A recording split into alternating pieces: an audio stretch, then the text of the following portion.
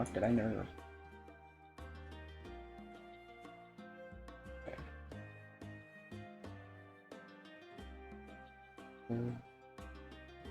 Okay.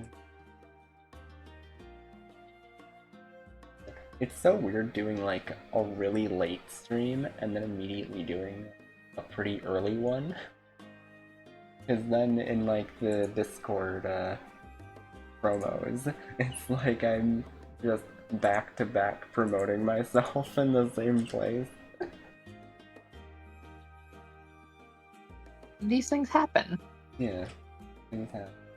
I try not to do that. It makes me feel like I'm just spamming. But I'm not, I'm just a streaming. I am a Hi, streamer. Rez. I'll see you later, girl. She wasn't girl enough to. Now she's a girler girl. Hello, Raz. Okay, let me see chat. Hello, Razul. Hey yo, what is up? It's art time. It's art time. I should Art. also move chat to my other monitor so that I can see it. Yeah. I think I have this set up properly now. I also need to oil this chair. It's so squeaky. Can you hear that? Yeah, I can hear it in the background a bit. Like every time I make the tiniest movement, it squeaks so loud. Squeaky, squeaky. Oh, yeah.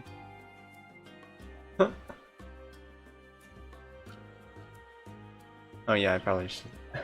I forgot I have it on a fucking display capture, so I can't like check Twitter. Yeah, browser tab. What? Yeah, I said the browser tab.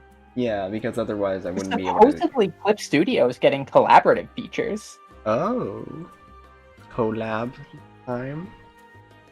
Yo, Avery, If what Clip if we Studio lets us both collab? draw on the same canvas, yeah. Fuck yeah. Yo, Avery, wouldn't it be crazy if like me and you drew together and like hung out? That would be wild. Yeah, we've never done that before. It'd be kind of crazy. Yeah, no, not at all. Okay, teach. That's this weird feeling of being watched, though. Strange. Yeah. Probably just the wind. Yeah, we've never been watched before. At least you haven't.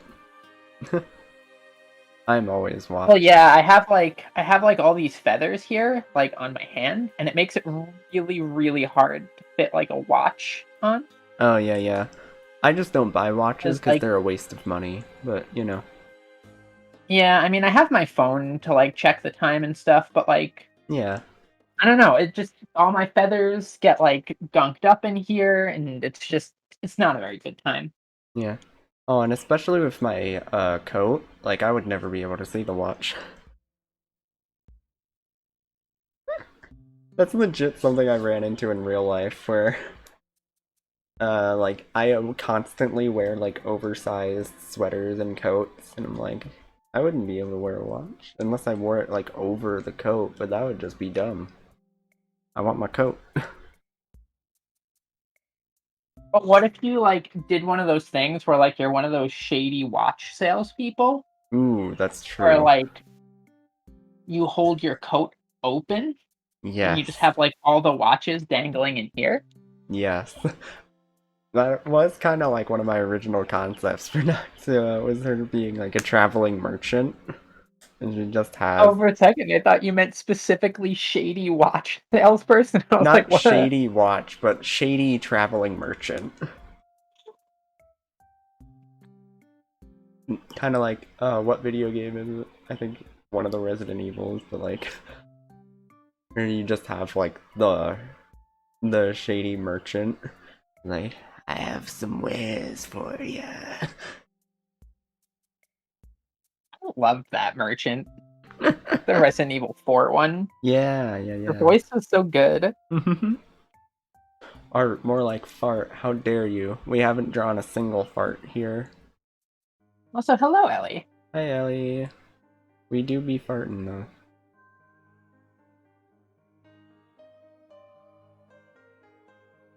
Boom. Fart? More like fart.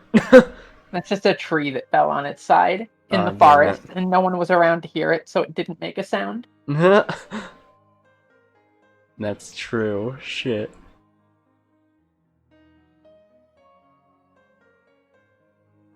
Here, I'll draw a Paper Mario enemy from one of my favorite games,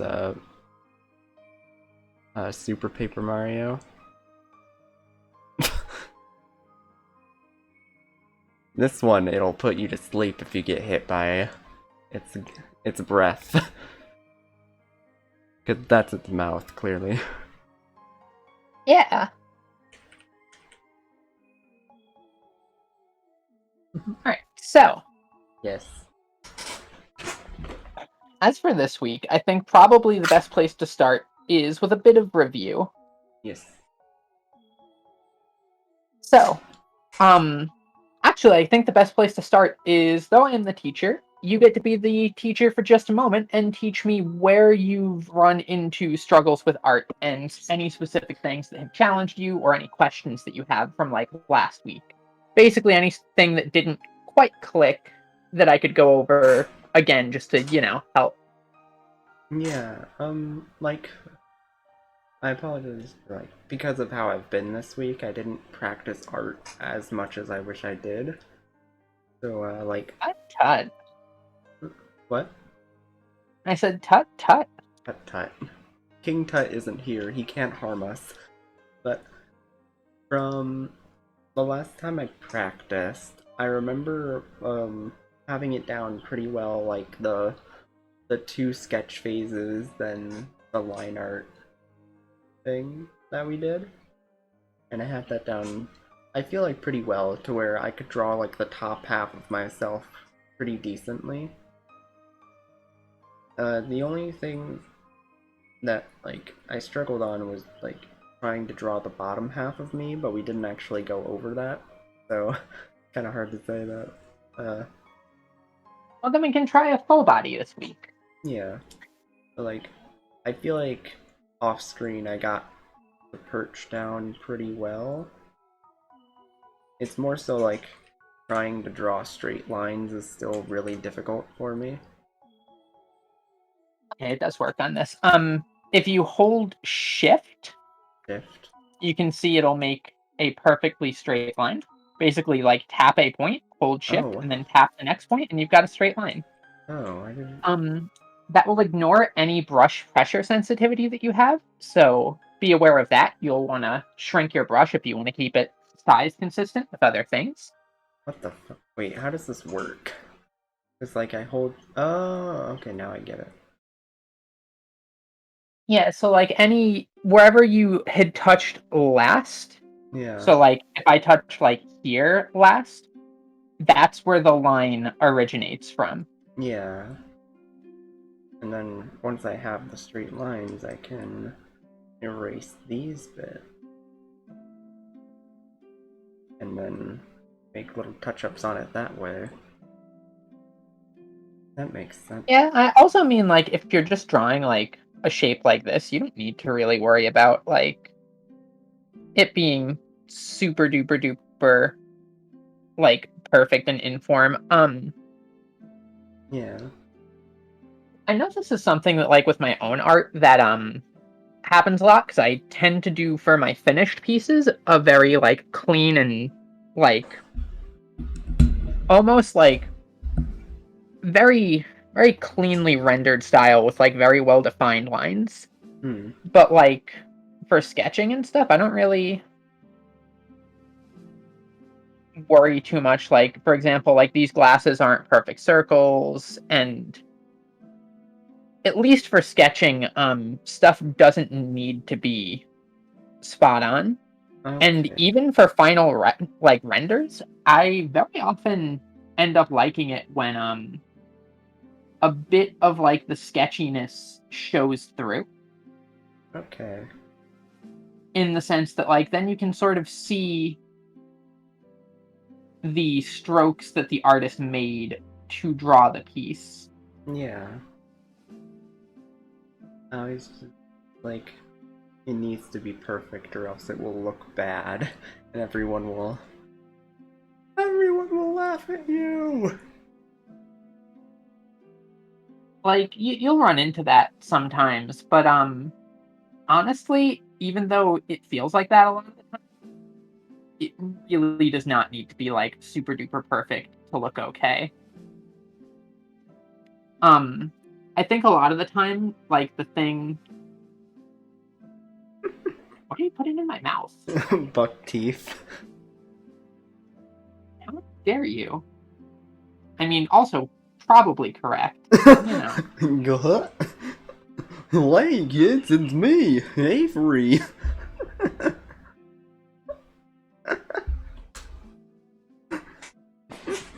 It's me, Freddie Mercury. What? Well, I'm gonna teach you how to do a pun.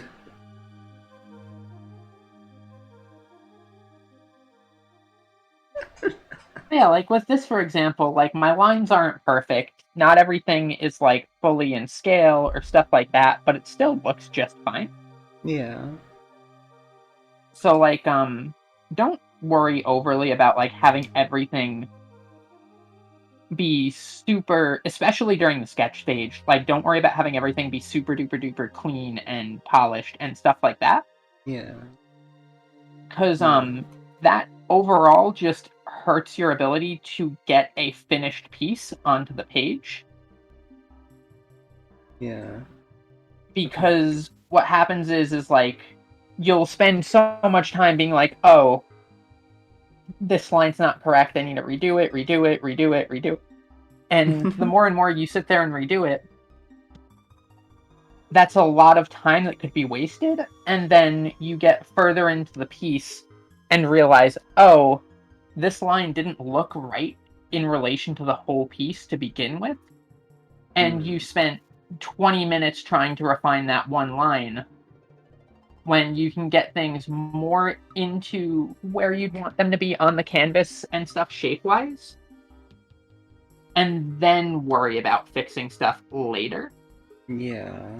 Hmm. in sort of a more iterative process. Okay. Okay. If they need to be fixed at all, even, because again, a lot of stuff you don't need to be super duper duper perfect right off the bat with. Yeah. I don't know. Because like I think one huge difference here is like you can draw arcs and stuff and have them look like decent, whereas when I do that, there's a good chance that it'll end up like to emulating that one. Like it doesn't look quite right, because it's not at like the right angle. But then when I Hmm. try to do like the angle correctly, it'll always have like these little uh, like now I'm doing it right because I'm trying to make an example, but a lot of the times I do this thing where it's like it pops up a little bit at the end. There's like, Well, there's your trick. Just draw everything as if you were doing it as an example, and then everything turns out perfect the first try. yeah. Yeah, I just need to go about art as if I'm trying to prove that I'm bad at it. And then I'll draw the fucking perfect art while trying to prove that I'm good at it. And while trying to prove that I'm bad. Yeah, I feel like especially for sketching, a lot of the stuff that sort of makes sketches come together quickly and look good is more capturing and this kind of comes back into the gesture drawing stuff that I mentioned last week, Yeah.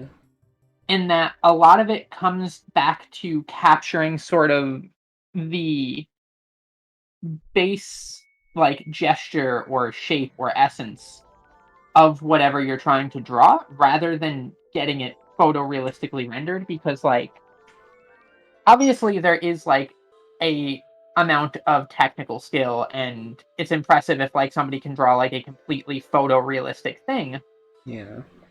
but also in terms of art for a lot of it it's like, and I apologize to all of the realism and still life artists out here, but like if I want a photorealistic picture of a bowl of fruit, I can just take a picture of a bowl of fruit. Yeah. Um, with photorealism and stuff, I find the main allure of it is less the fact that the thing is photorealistic and more the fact that that person has worked their skills to the point where they can draw something photorealistically. Yeah. So even in like realism and stuff like that, I don't feel that the main allure is the fact that something is super duper duper realistic. Like,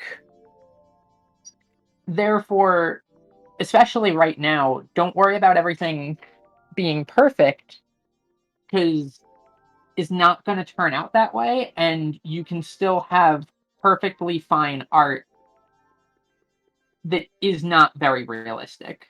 Yeah. And like again, here, like this whole body shape that I just did, like a lot of the lines are very sketchy. Like this doesn't join up right. This is like a mess here. But the thing is it's capturing the general shape of where you'd want to go with stuff. So like with stuff like this, you want to kind of think less about like where, you know, where the exact perfectly fine shape is and stuff like that for like all the fine details. Yeah. And like, because like take this button for example, I have like little turtle shell buttons. Instead of like coming in here during the sketch phase and trying to put like all the little details on the turtle shell and like the outer ring and stuff like that, like I just come in here and just go, but, and that's more than enough for a sketch phase. Hmm. Yeah. And because I feel the fastest way to get good at drawing is building your perceptive skills Hmm. and being able to understand how to break things down into constituent shapes and forms and stuff like that.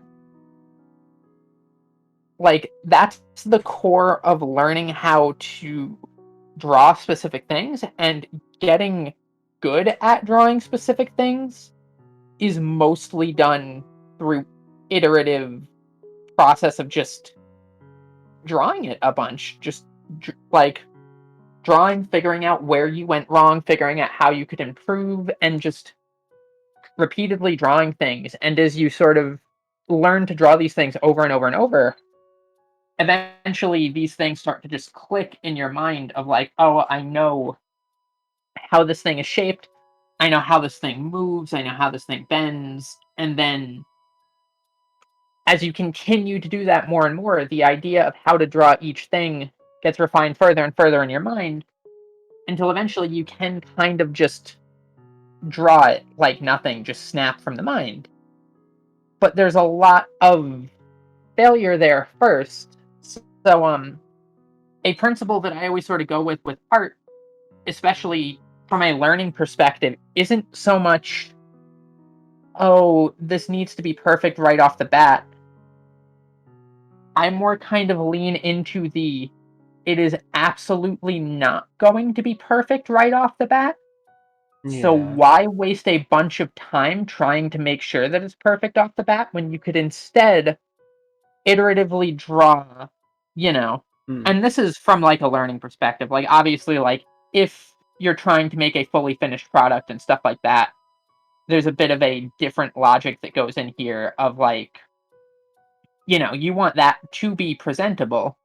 Yeah. But even for those, like I'll do layout sketches like this that are just very, very, very messy and very quick. And I don't really worry about where if stuff is perfect or things like that because they don't need to be. And doing something like this, I can like throw out like 10 or 20 of these sketches Yeah. or something, and it doesn't matter if only one of them happens to look right because I've got 20 of them there to choose from Okay. instead of putting the same amount of time that it would take for me to do 10 or 20 of them into just making one that I then still decide doesn't look right. Yeah. And by sort of, no, go ahead. Yeah, that's kind of like a weird concept to get a grasp of, in my opinion. Like, I don't know, just to I don't know, cause like you can say that, but even a sketch like this looks amazing to me. So it's like I don't I don't know how to describe it, but it's like this doesn't seem like an unfinished project. Like this seems like more what I would qualify as unfinished, you know? But the thing with that is that's just a matter of like differing perspective from like me having a bunch of experience doing art to you being newer at art. Whereas like this sort of sketch here that I have to some other artists that I've seen post sketches. Mm. I always like to joke about this. There is you've probably seen this a lot Mm. if you follow Japanese artists. Mm. I do. I, I've not seen that before, but I might have, and Ah, just like, because when Japanese artists write, I just like don't even look at the text because I'm like I can't read that. so that RKGK stands for Rakugaki, which is basically scribble or doodle. Hmm. And some of the things that I'll see tagged like Rakugaki are literally like absolutely flawless, beautiful pieces of art that like I'm like, wow, this is incredible. And it's like to them, that's just a sketch. Cause like it's all relative in that like for me, a sketch or a doodle is usually something that takes me like less than an hour or less than 2 hours or stuff like that. Yeah. But like I know some like one of my friends did professional landscape art for a while, and they considered like a quick and easy piece to be something that would take them maybe a day to do instead of a week. Yeah. So like it's all kind of relative in terms of one's own art skill as well as just ability to like put the time into it. Like Yeah. a sketch that would take one person 2 hours and would be considered a sketch, but might be somebody else's finished work, doesn't necessarily mean that now that other person's finished work is just a sketch. Yeah. So, like, basically, the best way that I can put it is the way that I like to look at it in terms of like sketch a lot, sketch often, and just sort of iterate on your art that way is if you think about it, most things aren't going to turn out perfect instantly the first time. Hmm. Most things are going to have failures and stumblings and little problems along the way. And the only way that you find those sort of things is by bumping into them and stumbling into them firsthand. So, in my opinion, the best way to go about this usually is to go in, start making things, start messing up, start having those failings, start hitting those roadblocks and stuff like that.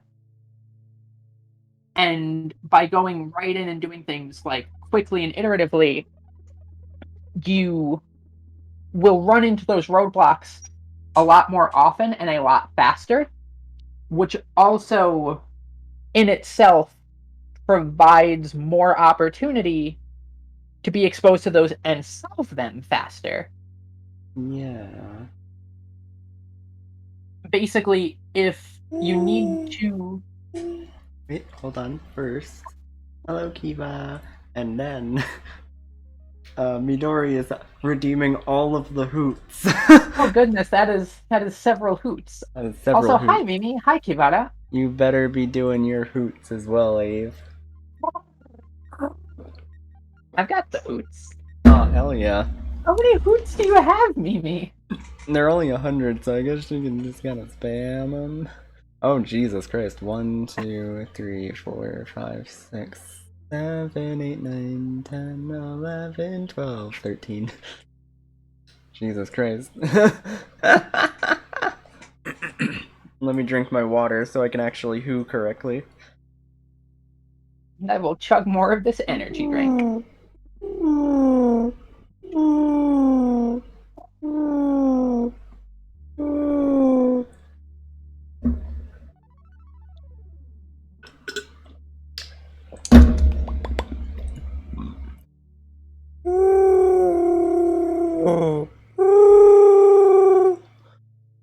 Don't you mean Alnamies, Mimi?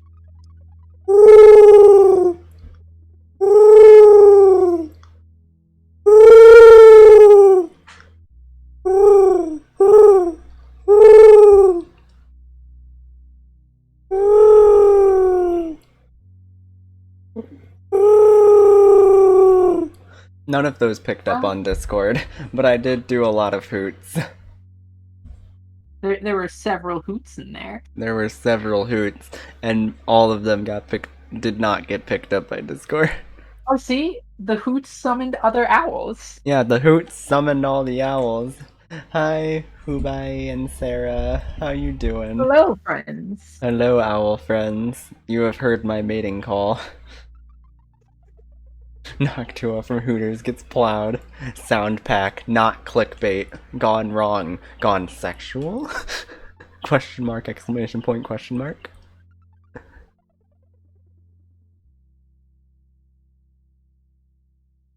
Oh, God damn it. Straight lines will still be my enemy. As I was saying, sort of, the way that I sort of think of it with art is and with a lot of things too, for that matter, not just art, but like, if it's something that you're going to struggle with at first, and it's something that you're going to fail with, and hit these roadblocks and stuff like that, if you need to fail 1,000 times before you start getting it right more often than you mess it up, then start getting all 1,000 of those times out of the way. Just go on into it and just, basically, especially with art, I don't think that there is really failure, because each instance where something doesn't turn out quite how you want it to, or stuff like that, is still iterating you closer to where you want to be. Yeah. So while it might not be the final product that you'd necessarily, it's still a progress towards it. Yeah. God damn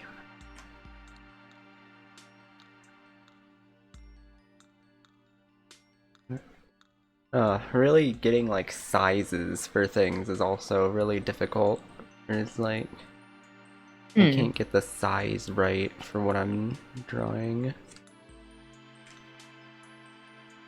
So, for doing sizes and stuff like that, there's two methods that I'll normally go about with it. Where,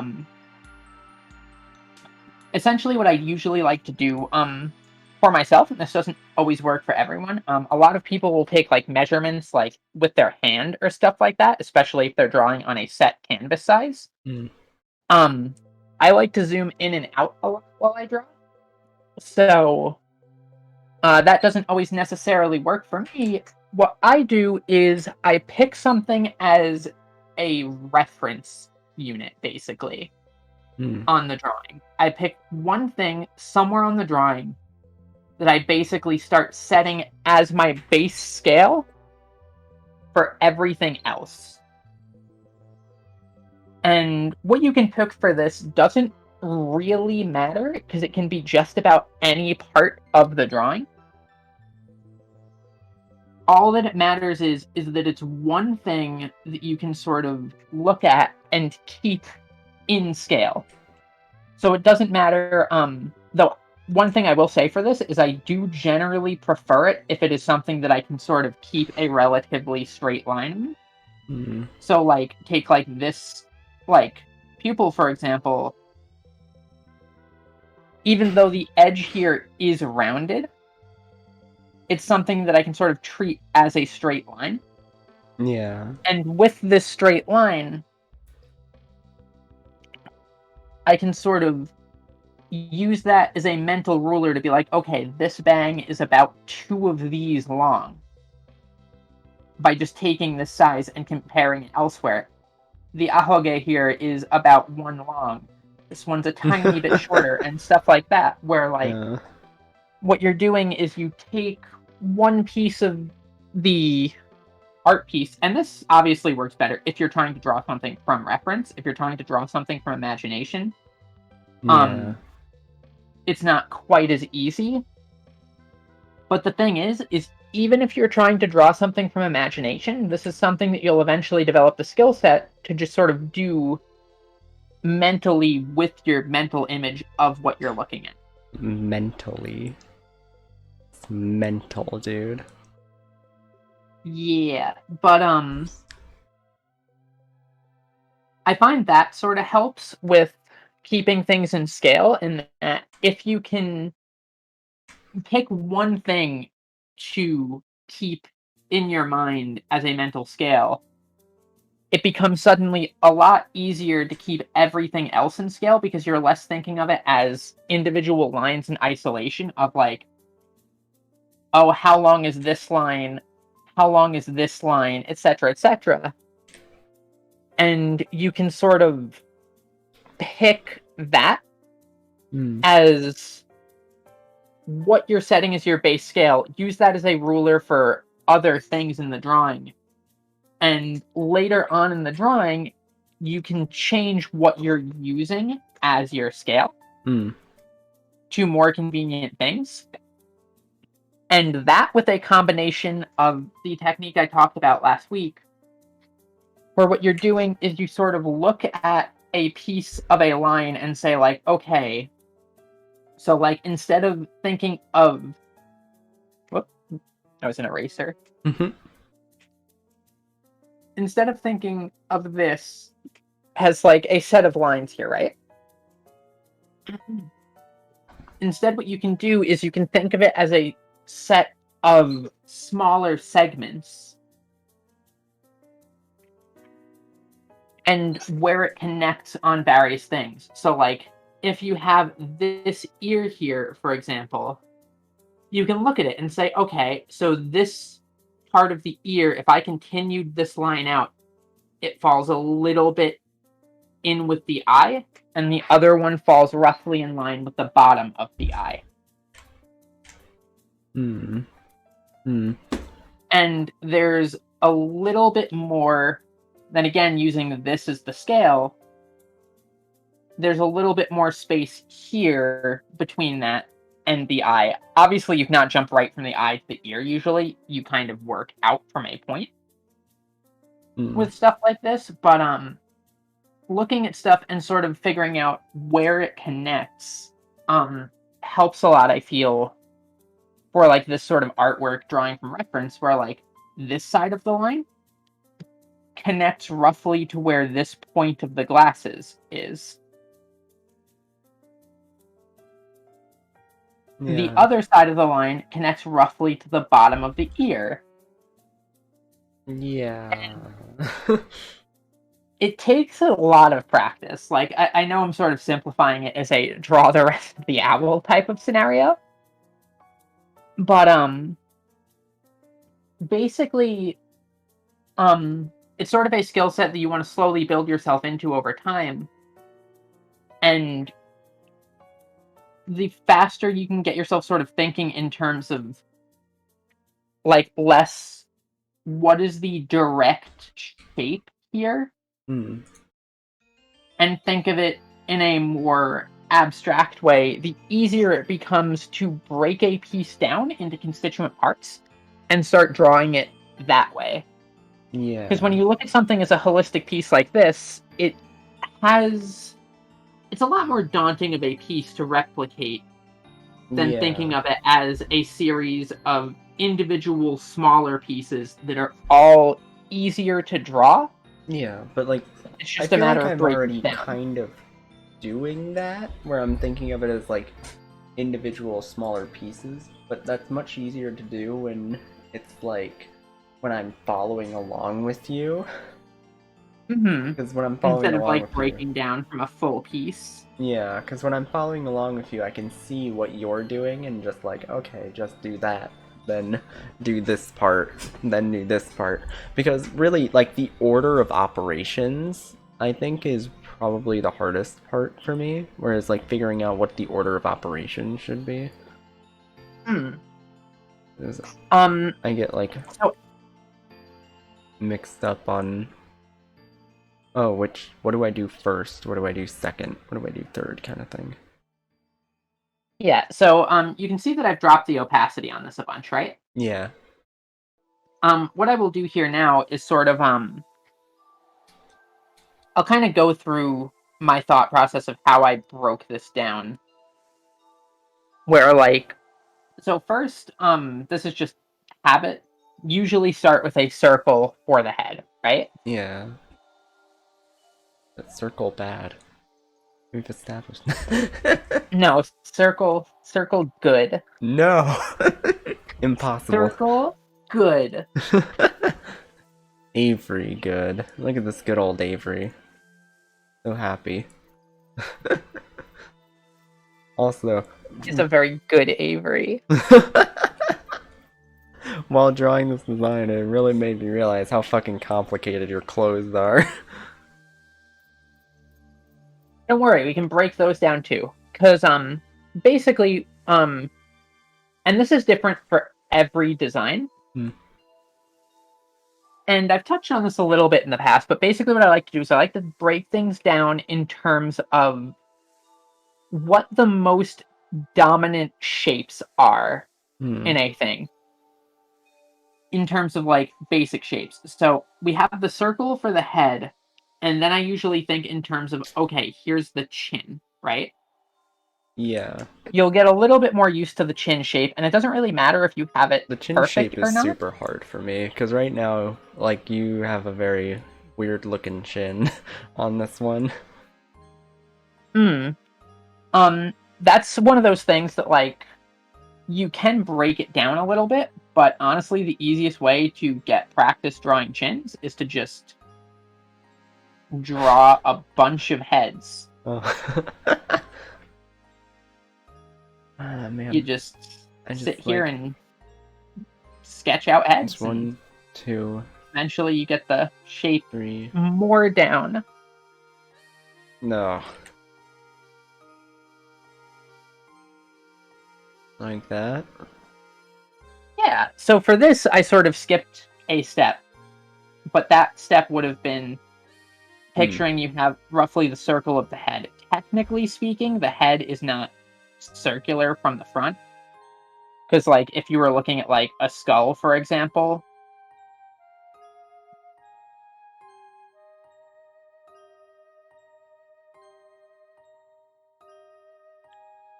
this is the world's best skull here.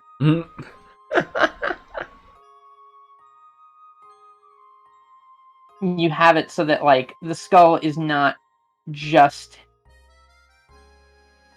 a circle. This is a very smug creature you've drawn here. But the skull is not just quite a circle, but for the purposes of this, you can break it down as such. It's very similar to how a lot of engineers will just assume in like a lot of equations that just everything is a sphere because it makes the math a bit easier. Hmm. Oh, that's my grandma. I will call them back in a second when this is done. But yeah, so you can always think of like the convenient thing about starting a head is a circle, or more specifically, a sphere, is no matter what angle the head is at, whether like the person's facing this way, or if the person's facing dead on at the camera, or if the person is facing full on in profile view, it doesn't matter because this sphere will be the same. And from there, all you need to worry about is where the chin goes. Hmm. But again, that's something because especially with anime art styles, you'll run into there being a million ways to draw any given thing. Like Yeah. you have some heads where like the chins are very rounded. You have some heads where like they're almost like this even. You have some heads like in shoujo manga where people have chins that can be used to split rocks. Yeah.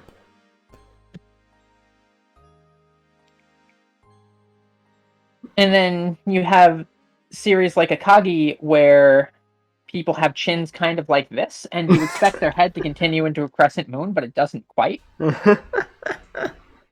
But the main point I'm trying to get at here is Yeah, this is the like easy chin to draw. Just fucking like impalement. yeah. But like I said, basically if you take a lower jaw, right? And you have that detached from the rest of the head, this is basically the internal mechanism of like the jaw shape, right? Hmm. So kind of what you're getting here, and the rest of the skull would attach here basically, right? Mm-hmm. Um what you're sort of getting at with this is you essentially have the circular part of the head is up here. So what makes the jaw shape is you almost have kind of a flat band like this.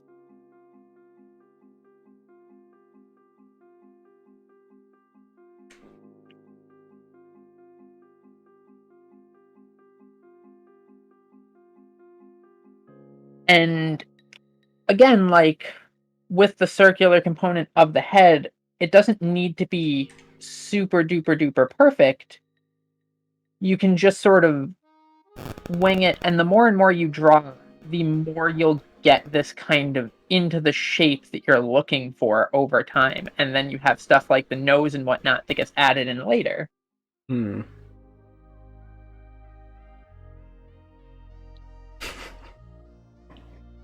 I don't know if I love or despise what I've made here. What is this? It's a The guy. duck? It's a face who's licking this ice cream, Oh, I see. who There's also the has a tongue face here. and is very smug. The Yeah, ice cream knows that it tastes good. yeah, he knows. This ice cream started as like a head making fun of like the pointy chin guys, but then I was like, this looks like an ice cream cone, and then just went from there. Shoujo pointy chin characters are always really funny to me. Yeah.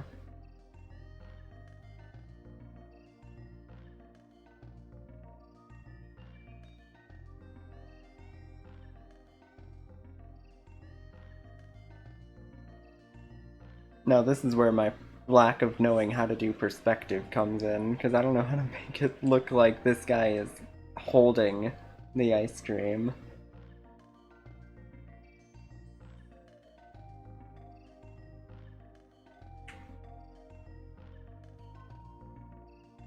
What shoujo manga character is this right here? What shoujo manga? Everyone, type in the chat. Who dis? Whose man's is this?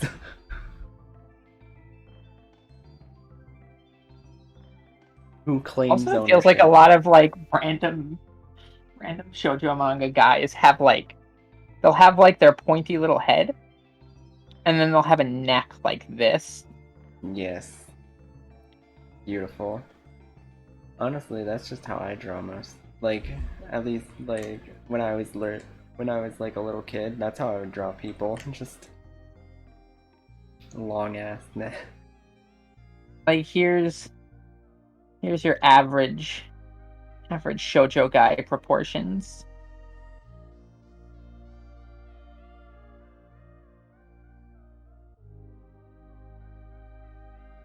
Fuck up. Virus, get the fuck out of here. ruining my shot. It's all meant to be perfect. I Perfection. rag on shoujo manga, even though I kind of love it. But Hey, you know what? You rag on things you love. That's how life works, right? yeah. But so basically, where I was getting at is like you want to iterate on things a lot, and it's definitely more than okay to kind of mess up because the messing up is going to happen. And basically, the quicker you can get sort of the initial stumbling out of the way, the quicker you move yourself towards the eventual successes.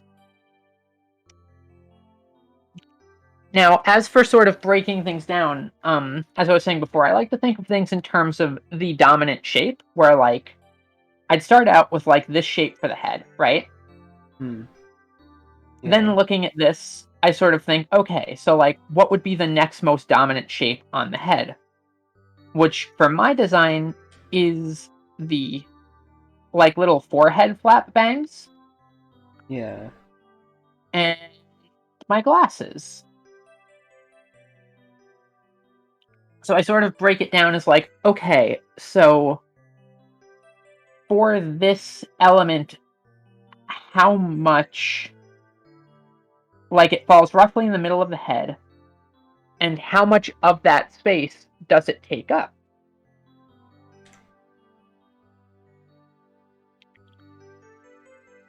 So I sort of go, okay, so I've got about this much space on each side. Especially if I'm looking at a reference. I'll almost always, rather than just try and draw a shape, I'll pretty much always attempt to think of it in terms of a scale to something else, rather than ever drawing anything but except for like the very first shape, because you don't have anything on the page yet. I'll try to draw everything else in scale to something else on the drawing. Hmm. And instead of thinking of things as like what they are, basically, like instead of thinking of this band as like this sort of shape where it would like wrap around the back of the neck and stuff,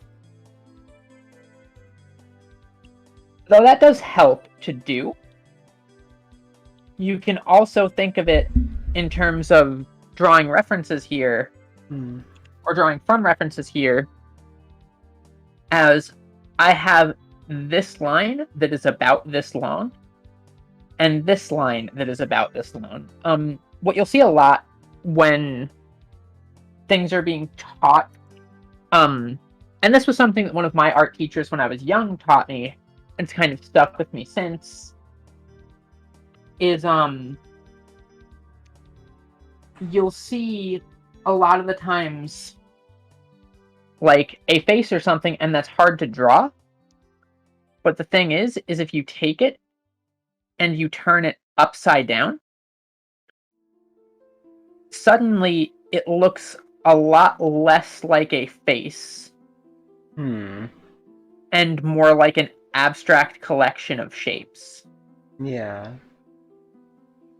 And by turning it upside down, what you're doing is, because the human brain is really, really good at pattern recognition, Yeah. and the human brain is also like hardwired to be good at detecting faces. Hmm. So what happens when you turn something upside down, obviously this is me just drawing it upside down rather than turning the image upside down. But what happens when you turn the image upside down is it messes with your brain's ability to break something down as just a face, and helps you think of it more as individual collections of lines. Maybe you were right and you should say it. Also, same. What? I'm hardwired at detecting cute girls. Oh yeah. Hell yeah. Yeah, this is the cutest version of me I've ever drawn. That's why that ice cream is so smug. Yeah.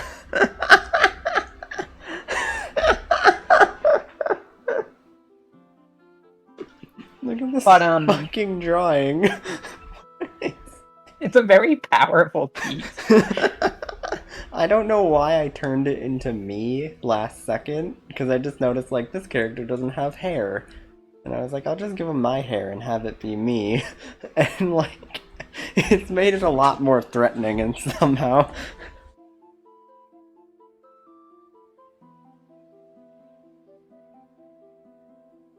Upside down Avery turned out sort of weird. Huh. I mean, it looks correct, though.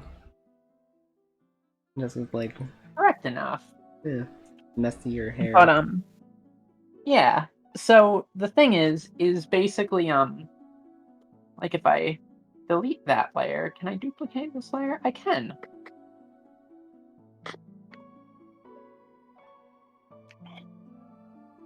So if I turn myself upside down like I'm a bat hanging from the ceiling, and you look at this here, now it might actually be a little bit easier to draw this using this as a reference. Yeah. Because what happens is because of the way that our brain is hardwired to look at things as objects, we instinctively aren't looking at them as shapes. It's the same way that, like, when you read words in English, you don't tend to read every individual letter of a word. Mm-hmm. What happens is you look at the entire word as a whole, and that gets processed as a chunk in your brain. Yeah. And this is why, like, when you're reading passages that do the thing where, like, oh, you didn't notice the second the. Yeah. And Oh, yeah. How you do I go back and you deselect read it things again. Control D. What? Control D. Okay. That. Oh, wait, that's Shift D. Okay, there we go. I need to. Yeah, so, what happens with that is your brain kind of does the same thing with different objects when you're looking at them. And what happens is you lose some of the finer aspects of things in terms of thinking of it as, oh, there's a head shape here. And what happens is like, for example, in this piece, the head is at a slight angle off to the side. Yeah. Whereas, like, in this piece, it's facing head on. So what happens there is the brain is looking at this and just going, oh, there's a head shape here. Rather than looking at it as a set of components of there's a line going this way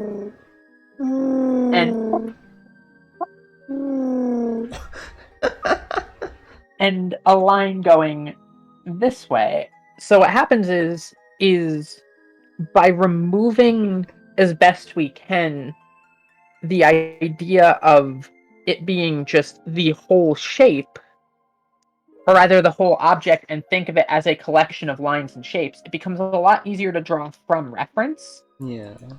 And the more we draw, the ability to break things down into more, I guess not really abstract, but like the ability to draw things more as a whole kind of comes naturally from that.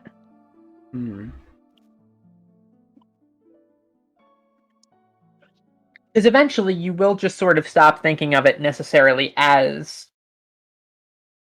a collection of, you know, lines and shapes, and you will just think, okay, so like here goes the head, this shape here. Because what will have happened is you'll have broken the old habits and kind of shifted yourself into the new habits. You break the old habits then you kneecap the new habits. This happens more than you might imagine. Yeah. There's definitely a lot of and I find this is the case so I make analogies all the time um of like language and art being comparable Hmm. in that the same thing happens with language where you're taught a lot of bad habits early on, especially with like less um especially with like less westernized languages. Like if you're trying to learn say like Japanese or Korean or stuff like that that Yeah. don't map as cleanly onto western grammatical structures, Mm-hmm. what'll happen very often is in these analogies is like you'll run into the struggle of learning something early on because it is convenient Hmm. and gives you a tool to use in the moment, but that's not actually how the thing works and you unlearn it later. Yeah. Um that can be helpful for certain things and it definitely has its place, but I feel like all too often with art and language that is set as the base foundation. Hmm. Um and what happens is you learn pretty much only bad habits early on and then have to move forward into completely unlearning all of those habits and it just puts you back a lot. Hmm. So I find it personally the best even if it's a little bit harder up front to sort of learn the good habits right away as best you can. And Yeah. there's still always going to be little bad habits that form and stuff like that that you'll need to unlearn and work your way around later. Yeah. But the fewer of those you can pick up early on, the less of those you need to unteach yourself later. Hmm. Yeah. And the most important one here, I can go over, just outright the most important habit that I want you to drill into your very soul right now from the beginning, Mm-hmm. actually has nothing to do with putting pen to paper. No. It is put the pen down for a second Yeah. and roll your wrist a little bit.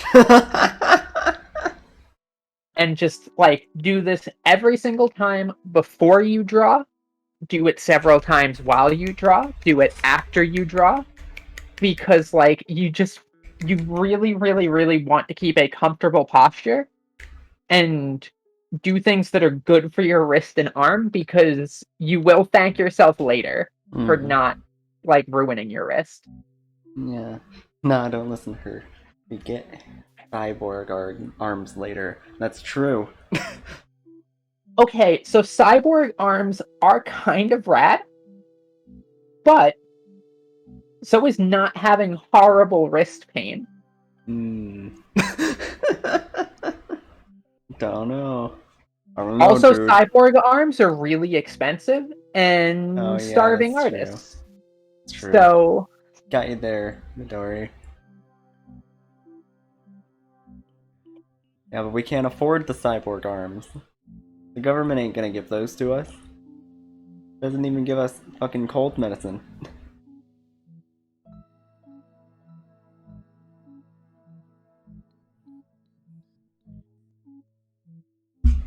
Yeah, I feel like yeah, I make things like too much.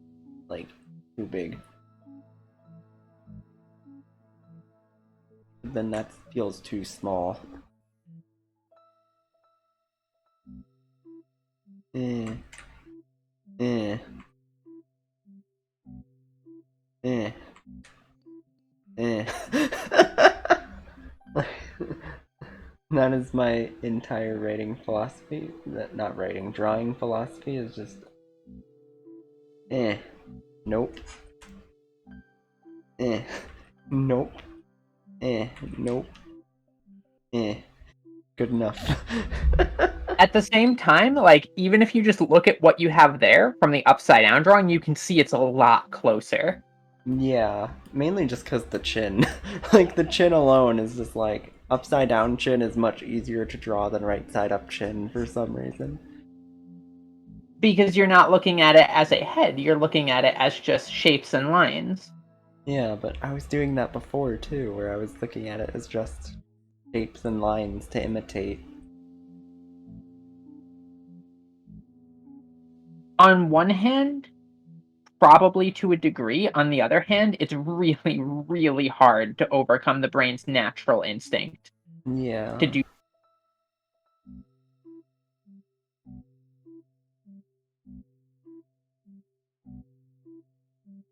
Hmm.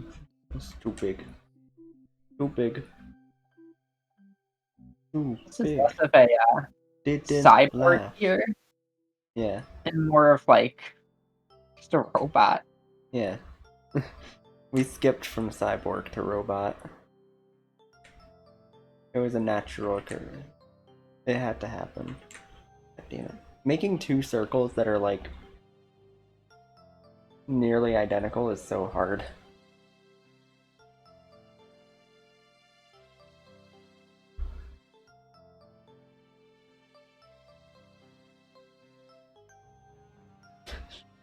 Hololive Booba.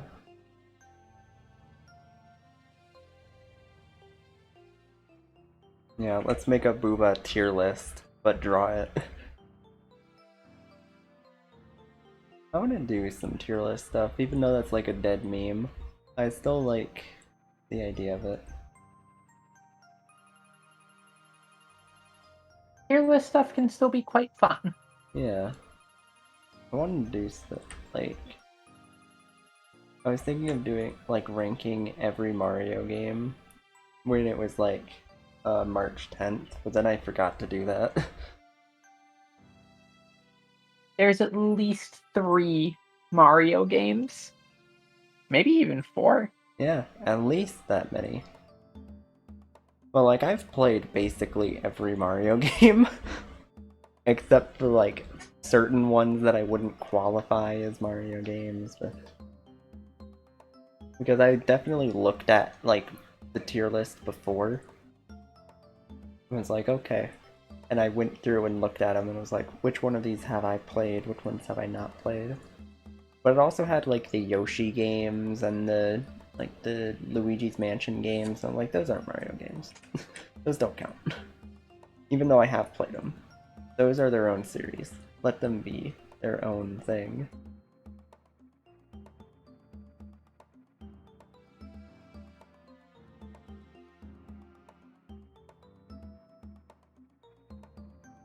Oh no, this 3D hair is really getting to me. I don't know how to do 3D hair. By not thinking of it as 3D hair. Well, no, because I'm trying to imitate the line and it doesn't make sense to me, like, how to do it. Like, it's just this weird, like, I go this, and then do this. Ignore like the little shading lines here. Yeah, I know. I'm doing them. Just think of it instead as just this sort of shape. You've got like a weird banana almost. Yeah. Now give her a mohawk. Yes. Oh wait, I did this completely wrong. Oh, that's so weird that it like doesn't go. Ugh. Okay, I need to erase. Too far gone. One thing that can also help is like on your canvas, just cover the part of the drawing that you're not working on with your hand. I don't. Yeah, I guess that could help. Okay, so this starts here and it goes up and down, and then no, it doesn't go that far down. This goes up and and then no. Then it goes down this way,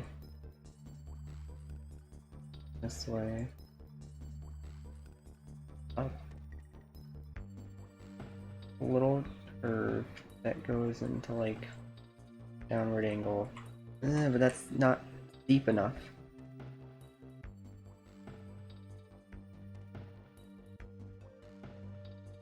Steep. That's too steep. Remember, you don't necessarily need it to be perfect either, because what you can do is you can Yeah, but it's not work it's on not this even reference. like perfect. It's like not even close is the thing. Like if it was close, then I'd be like okay, but it's not even close. It just looks bad. I think you were fairly close. Also, like if there's an area that you're struggling with, one thing that sort of helps me with that is usually I'll just skip that area and come back to it later and kind of move on to drawing a different piece. I don't know. Don't you have to like do things in an order of operations though, or else it'll look wrong? Not always. Because the thing is sometimes, like, if there's a piece that you're having trouble with, such as this one, it becomes easier to figure out where this sort of thing goes once you've got, like, this bit in, or, like, this bit in, or stuff like that, and you have other areas that you can reference it size-wise to.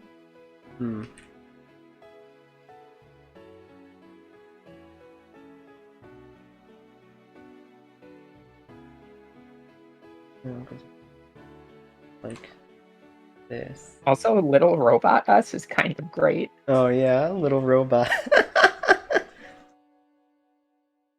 Mech Tua.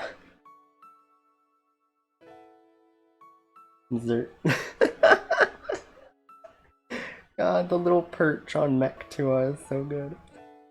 Yeah, it has little wheels. Yes. God, because like this looks good.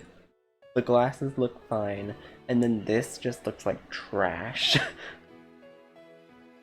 I think that looks perfectly fine. I would just keep going with it.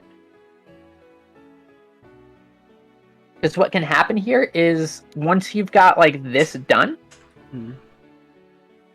you could always look at that and then grab an eraser once everything is roughly in place and then start erasing and adjusting shapes and stuff. Yeah.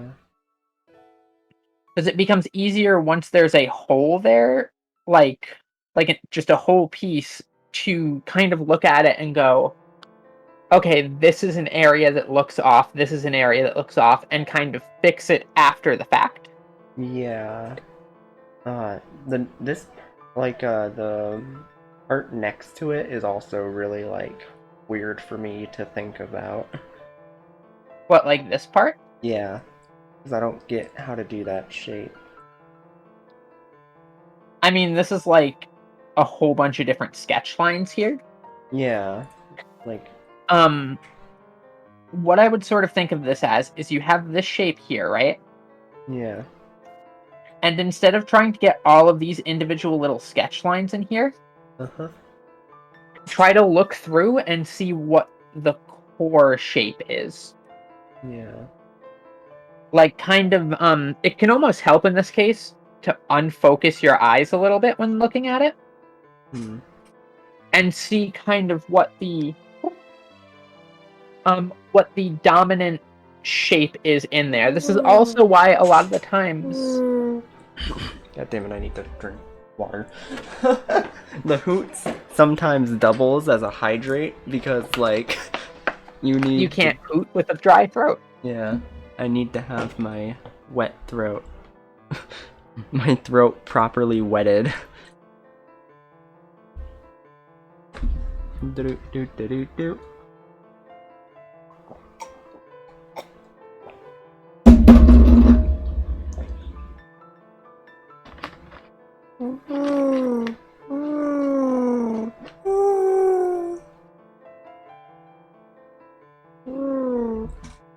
There we go. Where did I put the pen? I put it on the table. I put it on the desk. Why did I think I put it in my lap? But yeah. I'm trying to remember where I was. Jeez. Restore the knowledge to my brain. What was I saying?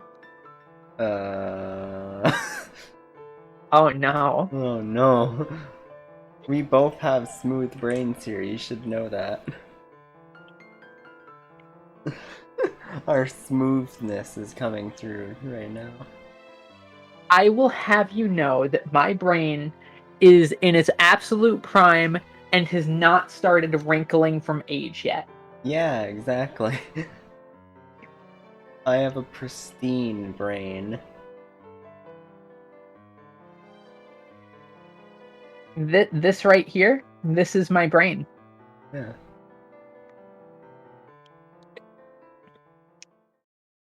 And this is your brain on drugs, down in the bottom left. Oh no. Oh no. But kind of I think the point that I was getting at mostly was just like, don't worry about getting each individual line here like perfect as you go. Try to get a whole thing in place, and then you can look at it from there and see what areas are kind of wrong and what juts out and where things are running into problems, and then go back and fix it. Because it kind of ties back into what I was saying earlier about like iterative process. You'll get a little bit better at what you're doing each time you do it. So it's usually easier to kind of go in and get the failure or the difficulties or the struggles or stuff out of the way early in. And that moves you closer to your success. Like, one way that I don't even remember where I saw this quote, but I think it's applicable here. But like a big thing for like Olympic athletes isn't that they've like tried and not failed, or like tried and succeeded or stuff like that. But it's that they have tried and failed more times than most people have tried at all. Yeah. And I think that's applicable here, where it's like, it's not so much that like, because take me for example, I'm not naturally good at art. I was very bad at art for very many years. It took me, or I guess not even bad at art, just because I don't really believe that there is such a thing as bad at art. But like when a child draws like a little stick figure and they're like, this is you. This is you. Hey, this you? Like, this you. Yeah, like, to the parent in that moment, that piece of art is the most beautiful piece of art in the entire world. Yeah, that's a And lie. I They think know that's it's bad. completely valid. The thing is it might lack technical skill, Parents but are it is fucking good liars. art. That's what it is. Because art evokes emotion, and those emotions that it's evoking are very real. Therefore, that art's super valid. So I don't think that there is bad art in the sense of, oh, this is bad because it lacks technical skill. And I've worked with a lot of like beginner artists and stuff like that. And I can see very often like when people are putting in passion and putting their heart into a piece, and even if the piece is not technically proficient, you can still see that effort and that passion that went into the piece, and that kind of shines through. Yeah. So I don't necessarily think that it's, oh, you're bad at art. I think the more accurate thing is technical skill is lacked. And technical skill is something that can be refined pretty, not so much easily, but can consistently be worked on. So, by these standards, I would say that this bottom left picture is the best piece I've ever done, because it evokes so many emotions at once. It does evoke some emotions. I will give it that. I'm not sure what those emotions are, but they sure are evoked. I am 100% posting it by itself out of context later. I mean, it's a beautiful piece of art. This is the type of shit I love, where it's just a shit post, but in art form. I mean, that's the other half of art. Yeah, fair. Half is putting your passions and your emotions onto the page, and the other half is just goofing off and drawing weird stuff. Yeah. Are you saying this isn't my emotions put onto a page? Because I would say it fits my emotions pretty well. I could go for some ice cream too, honestly. Yeah, I haven't had ice cream in like fucking. How long has it been? Oh my god. The local ice cream place just opened back up for the season, and they're so good. Yeah, I feel like it's been I need like to go. at least a year, maybe two, since I've last had ice cream. Like, goddamn. I don't think I went to the local ice cream place at all last year. Yeah, Um, I don't know of any local ice cream places here. I know it's. I went to an ice cream place like in my hometown milkshake. there was a local ice cream place, but I don't know any where I live now. Ours is pretty popular around here. They do really well during the summer. Yeah.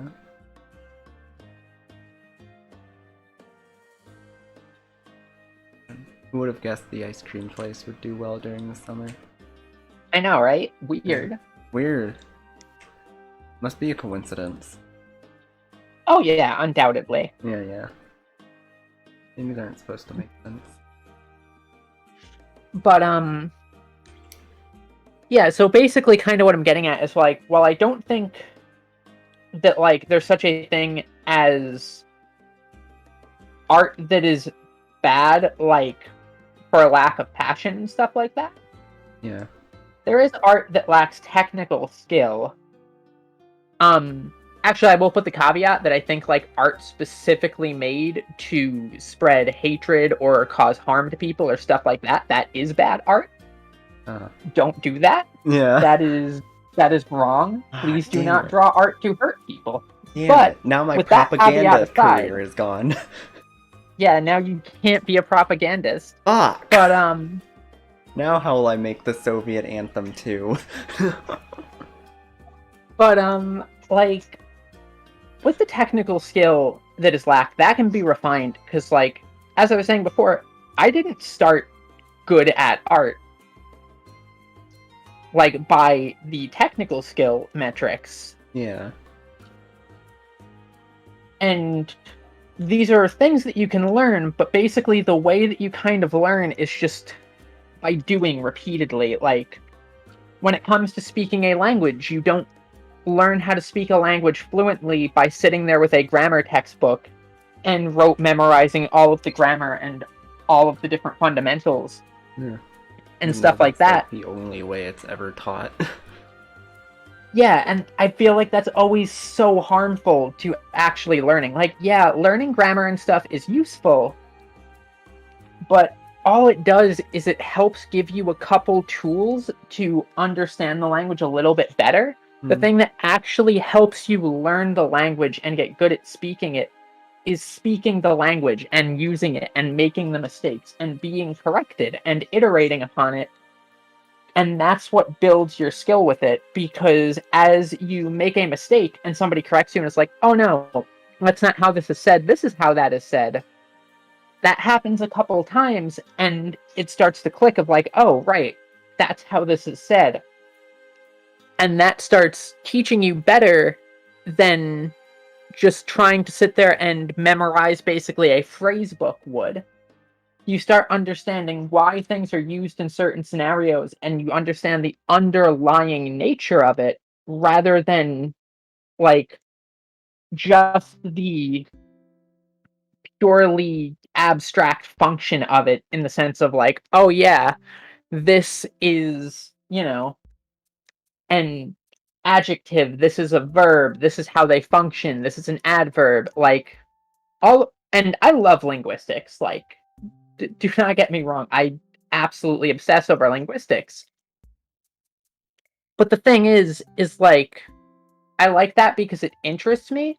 I think it is actively, in some ways, detrimental to people trying to like learn languages or stuff. And the same can be said for art, where a lot of people will go and they'll try to speak a language and they'll say something silly or they'll mess up or they'll try to draw something and it won't look at all how they want it to.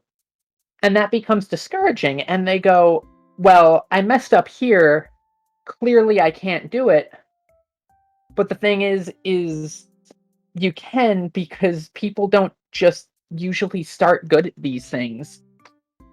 Yeah. So like I feel one of the most important things that one can get like ingrained into themselves early on is that messing up and making mistakes and stuff like that is an inevitability.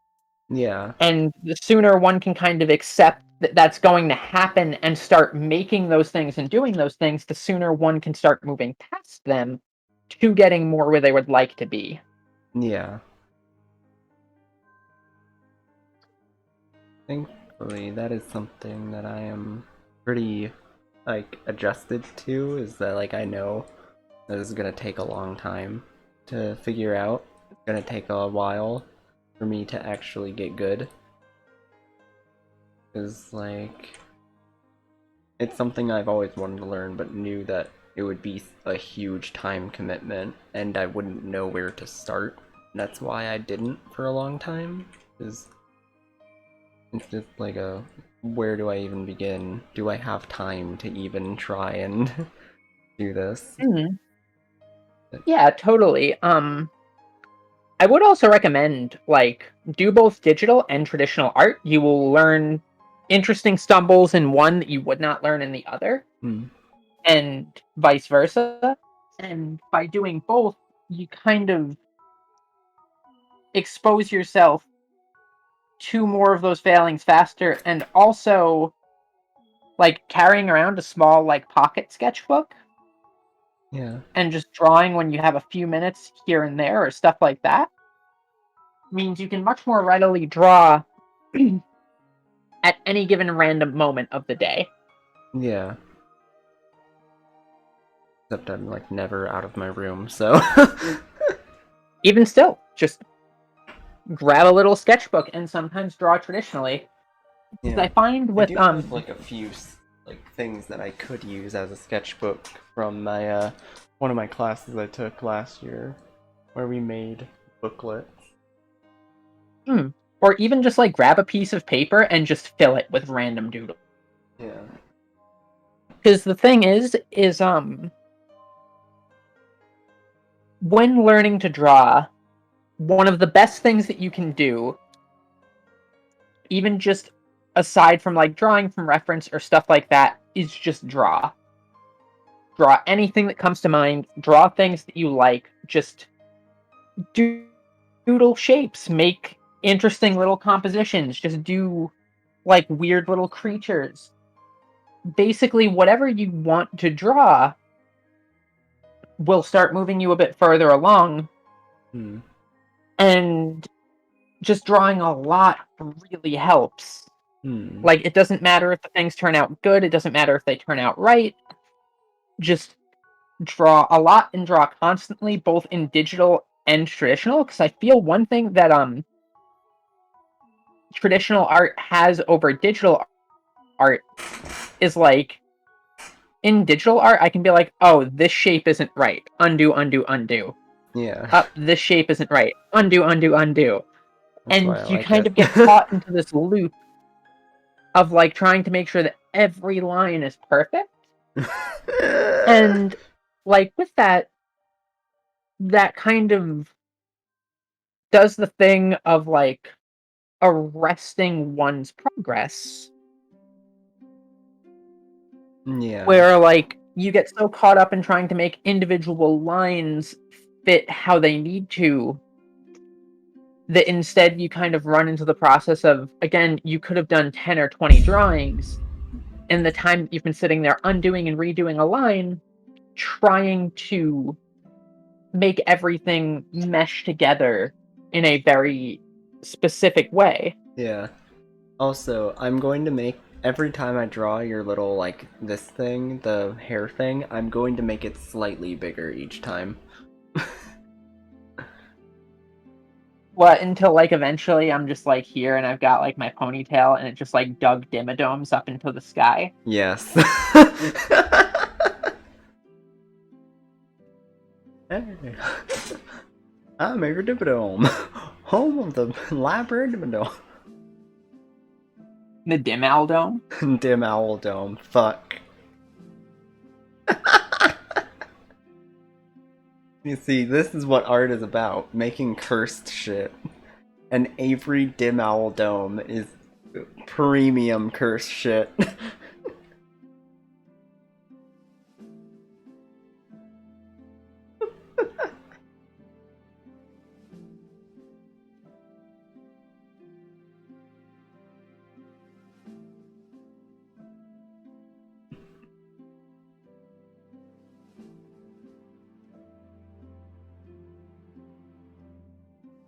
This is a very interesting hairstyle.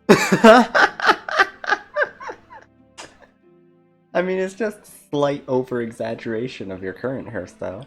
What do you mean? Yeah, it's just this is what happens when I don't condition. Oh, yeah. This is what happens when, like, the humidity's real bad. Oh, I hate humidity. It's the worst for my hair. It drives me crazy. It makes it grow 20 feet into the air. It's so fucking obnoxious. Just put me in like a bone dry, like -30 Fahrenheit, Oh, like Jesus. icy wasteland, and I'm perfectly happy. Yeah. And not only am I perfectly happy, but I have great hair. Oh. Well, except But for, as like, soon the as you add wind. humidity, it becomes awful. Yeah. I mean, if it's that cold, it's gonna be windy as fuck, so... Yeah, but then I get majestic wind, breeze, hair blowing. Yeah, and you'll get all of the... And frostbite. Yeah, all the frostbite.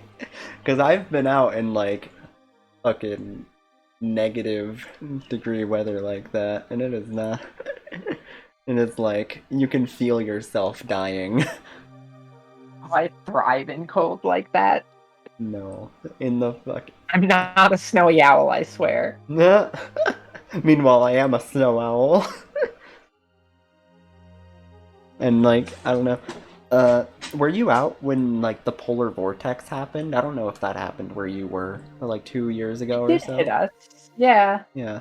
Like, when that polar vortex hit, uh, because I was in my college dorms, I had to, like, go, like, walk over to a different building in order to get food. So I had to be out in the polar vortex, and what would normally be like a 5-minute walk became like a 10-minute walk from how much fucking snow there was and how slowly I couldn't move quickly because the wind was so bad and it was pushing me back actively. I love weather like that so much. No, it was like -15 to 20 degrees. I was Yeah, it's like my dying. favorite. I am definitely a creature of the cold. Like, if it gets, like, above, like, 85 degrees Fahrenheit, or, like, remotely humid, I just start dying. Yeah. I mean, oh But, yeah, like, you you can don't put me in a drive, so freezer and that's I'm fine. why. The reason you're a creature of the cold is because you don't drive. Yeah, I just deal with the cold temperature. Yeah, so ice isn't like a constant life-ending threat to you. I mean, walking in a blizzard is probably more dangerous than driving in a blizzard, honestly. I mean, one you'll die from a car crash, the other you'll die from like a frostbite and just being frozen to death. So It's just making me want ice cream again. yeah, that's why That's the people go out moral and of the get ice story. cream. Like, yeah, the moral of the story here is ice cream is good. Yes.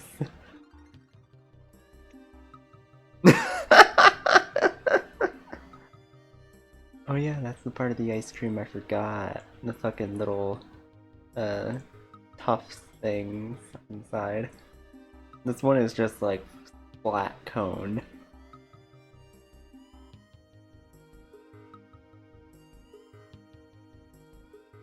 There. A delicious and nutritious treat for robots. Yeah. Robot ice cream.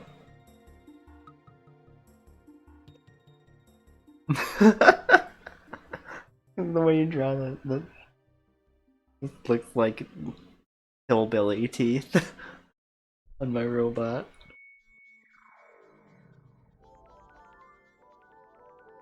Here, I will give your robot some dental work. Yes. Even though I can't afford dental. There Hell we go. yeah. Proper ventilation.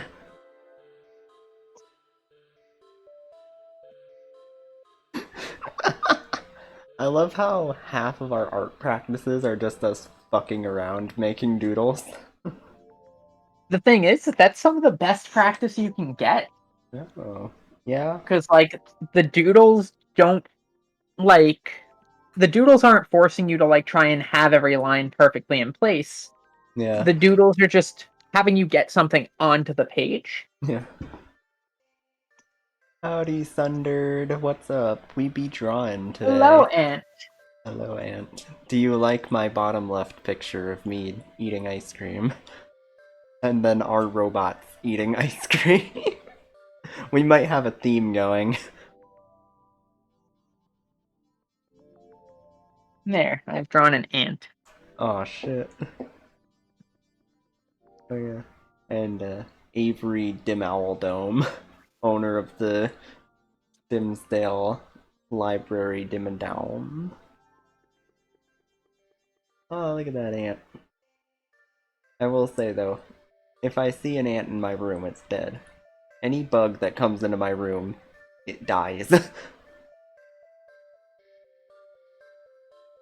Poor bugs. Well, that was their mistake for walking into my room.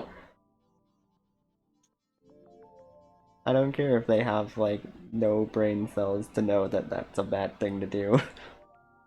Their fault. How do I make... Oh yeah, I can probably just, like, a selection tool around... Ah, fuck. Let's do that. What are you trying to do? Like, turn this right side up.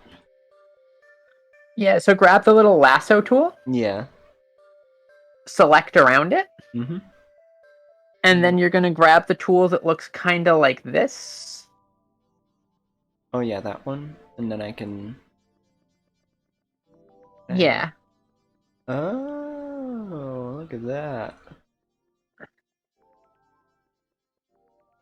Look at that. That's an Avery right there. See, so like the chin shape, the hair, stuff like that is all a lot closer. Yeah. And there's a lot of little details like this sort of curve Mm-hmm. that is present here that was not present here. Hmm. So you sort of catch a lot more details by looking at something upside down that you wouldn't necessarily have seen or noticed looking at it right side up, Hmm. specifically because of the fact that like your brain is so hardwired to look at like faces and objects and stuff Hmm. as set objects. The mouth could use some work though. I think the mouth actually turned out quite good, Yeah. honestly. Like, I don't know. I didn't like how it looked. It didn't look like a smile, it looked more like a...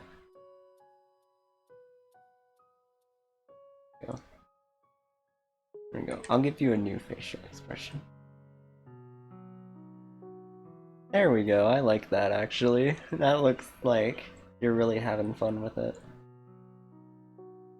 Yeah. Yeah. Doug Dimaldome, please. Doug Please move. Dimaldome. No. Doug Dimaldome is too powerful. I had the wrong layer selected, so yeah, a little bit. There we Hell go. yeah. You Ah, can there go we right go. That's there. perfect. That's what... There we go. That's a smile. That's a fucking great smile. Yeah. Yeah!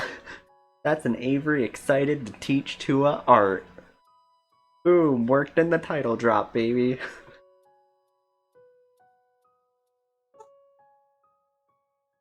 So here's what I'm going to suggest we do here. Yeah. I'm going to turn the opacity on these way down. Or actually, I will just hide both of these layers. Yeah, we'll bring him back at the end. And I'll make a new layer. And what we're going to do here is we will just grab a timer. Oh, timer. Uh-oh. Yep. That's how you get me to panic. The panic is part of the learning process. No. Oh, did I grab that? I'm gonna say I hope so. Okay. I'm gonna have you go make out with the other Avery. Cause like, if you had a clone, you'd fuck your own clone. Let's be real. Nah, I have cooties. Not gonna go near me. Oh, what? If Some sort of nerd. I bet I read books. Oh, that's true. But like, I hate myself, and I'd still make out with me if I had a clone. Huge nerd. Huge nerd. It's not like I think nerds are really cute or anything. Yeah. But anyway, what I was getting at here is what we're gonna do is we're just gonna do a couple 10-minute drawings. Let me add new layer. Oh wait, that made a copy of the layer. Calling us nerds. We're both How dare you nerds. say things that are correct? Wow, how dare. How do I add new layer? There we go. Layer 10. Then I will hide this. Okay. Yeah, okay. So, set up a timer for us. Okay. And set it for 10 minutes. Okay, okay. Let me, do I do that on stream? Like, how do I get a timer on here? You could either put it on stream or you could just do it on your phone or stuff like that. 'Cause it's mostly just for us. Yeah. Yeah, because I need to figure out how to do a stream timer, because I haven't had to do that before, so I will figure that out for next time. Yeah. Wow. Timer, reset.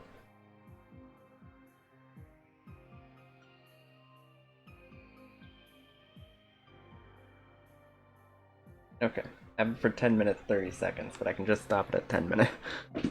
Because for some reason the timer here does not work. Like, the timer on my phone is really weird. Okay, so, there is a reference set here that I really like because, what it does, is it gives you. We'll start with a simple one here. Yeah. Where basically, what it does is it shows you the poses, but you can also set it to be upside down. Okay, okay. Which I'm quickly trying to scroll through these and find one that is suitable to put on stream. Because one of the things with art references is you will find that for poses for gesture drawing, Yeah. there is often a very distinct lack of clothing. Ah, yeah. Which is fine for practice, but not so great for. Come on, Twitch, this is for educational purposes. Let us be Gonna nude. post this to Discord first, just to make sure that it is okay. Yes. Yes. So we've got this one here, right? Yeah. And what I'm going to do is I'm just going to turn it upside down for the sake of making it a little bit easier to draw from reference here, right? Yeah. So now what you're going to do is with that 10-minute timer set, right? Yeah. we're going to take this, don't necessarily worry about like getting all of the shape of the hair and stuff like this, right? Yeah. This is known as a gesture drawing. Mm-hmm. And what you're trying to do here is you're trying to capture basically the overall flow of the image. So that's why like I chose one with like this dress here, because you don't need to necessarily worry about where the legs are and stuff yet. Yeah. Legs can Um wait for another lesson. yeah. So normally I would do these in much less than 10 minutes because generally speaking the faster you go, the more you sort of get the process down, where like sometimes with gesture drawing you will get them down to 10 or 15 seconds, Hmm.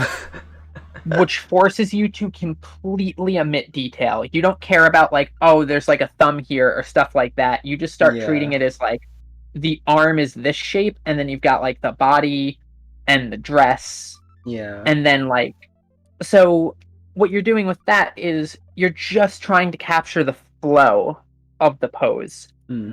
For the Yeah. first one here, we'll do it in 10 minutes Okay. just to kind of get you used to the process. And these make for really, really good warm-ups. Hmm. And if you can find like interesting poses and stuff like that, they can be very, very fun to do as well. Yeah. Okay. Did I start the I timer will. then? You may. I will start in just a second, but that is okay because I am Okay. also looking for the next one we will do. Okay. Let's start that timer in 3, 2, 1, go. Okay, so first thing I want to do is, I guess, just fucking.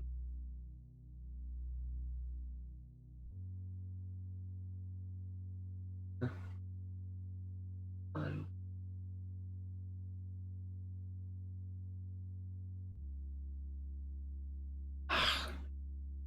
God, why do I doing that?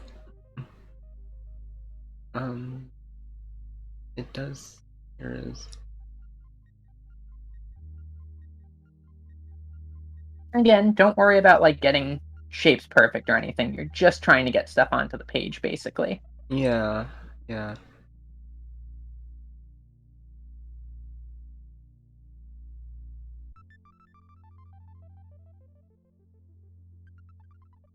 And for exercises like this, it also does help to do that sort of almost not quite like fully locking your wrist, but definitely locking it a little bit and drawing more from like the elbow and shoulder.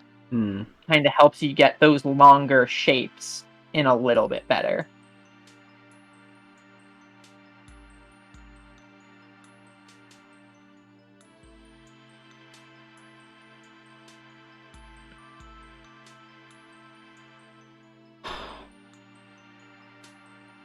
This is a good. This is not good, but whatever.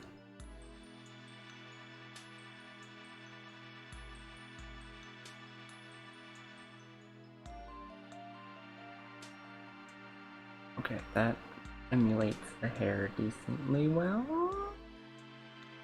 Well, maybe if I do something like this, then it will better exemplify that it's hair and not just weird.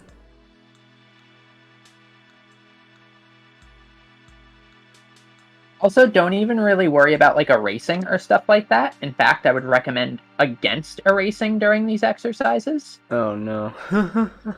I can't do that. I hate not being able to erase.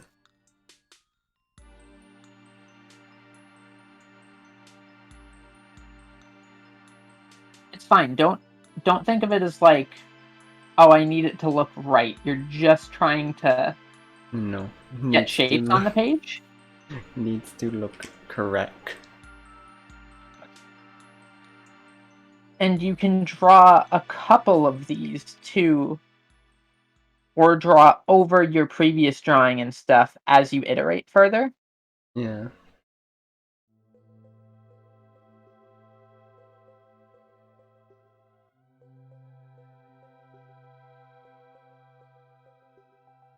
Oh no. Because what you're trying to do is just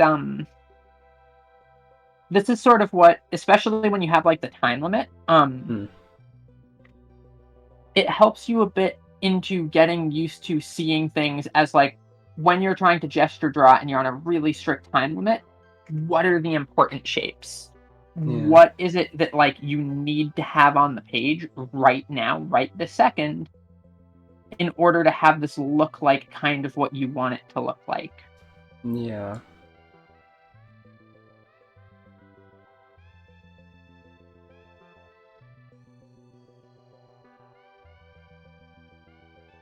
And like it won't always turn out quite looking how the piece looks. Yeah. And the more you do these, the more you'll get used to them. A big part of it is just kind of breaking it down into the important shapes and getting that onto the page, and then you do another one, and then another one, and then another one. And the more of these you do, the shorter you can kind of stretch the time limit down. Usually what you'll do when gesture drawing too is, if you're doing it for the purposes of practice, you will start with one with a slightly longer time limit, and you'll slowly wind your time limit down further and further and further. Yeah. Until you're drawing things in much less time, much faster. Yeah. Oh, I made that completely uneven looking, but whatever, I guess.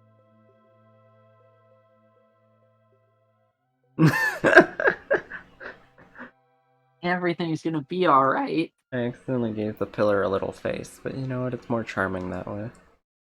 Wait, that is actually kind of charming. Hey! Now draw her telling me everything is gonna be alright. Oh no, bacon. Everything's gonna be alright, bacon. Every little thing is gonna be alright. Except my drawing, that one will be bad. No, it won't. It will be fine. Yeah. Oh wait, does the hair go like behind her? Her hair like blends into the dress so well. I guess this is Blends into the dress. That also just means, like, in terms of the gesture drawing, you can kind of just almost ignore it. Because you're not trying to capture super exact shapes or anything, you're just trying to get basic gesture and form in. Yeah.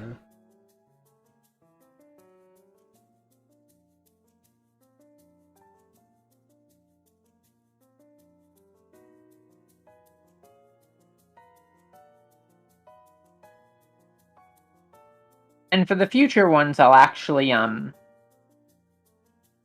take these and put them not upside down. Yeah.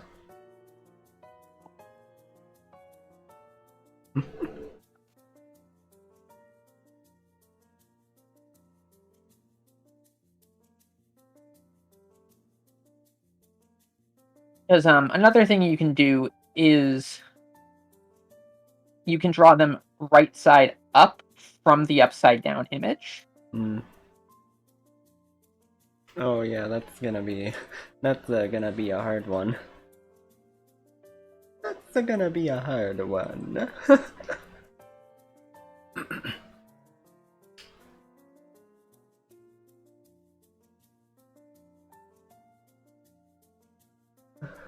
And that'll also build some skills in there that Yeah. I just love the comparison. Like, I look over at yours and like, Hey, but you know what? Something you don't have is you don't have froggy pillar. It's true. Wait, it is kind of just a frog with like a pillar on its head. Yeah. It has like the froggy face.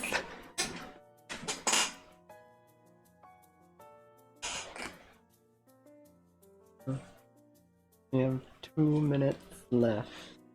But like, Okay, draw it right side up. That will be like a. First thing I noticed is that face shape, and then mouth.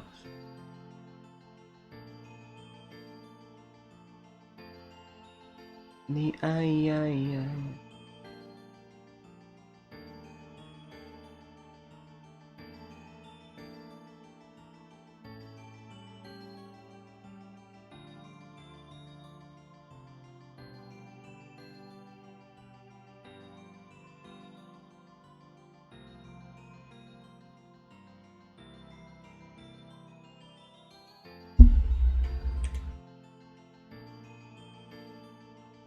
I always like doing these as like exercises, even though I don't gesture draw nearly as much as I probably should. Yeah. They're very good practice to get into if you want to like drill anatomy or stuff like that. Yeah. It's a really, really good way to do a Sudoku. Ah, Sudoku. Oh no, bacon! Not during art practice. You conniving bastard. Hmm. Oh, wait, how long do you,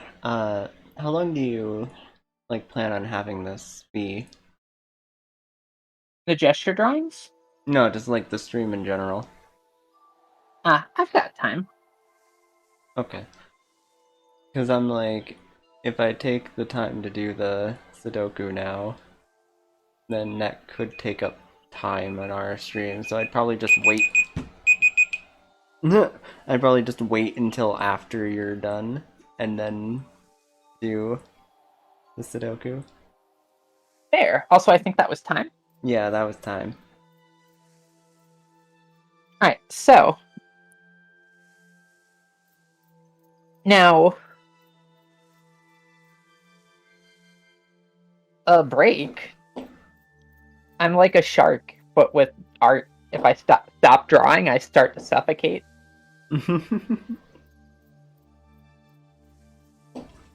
So yeah, the thing with Man, these how do is you flip it over so um quickly? um lots of hotkey practice where Oh, I just yeah. kind of like know the hotkeys to like select stuff. Oh, okay. Um, let's see if I can find us another good one here.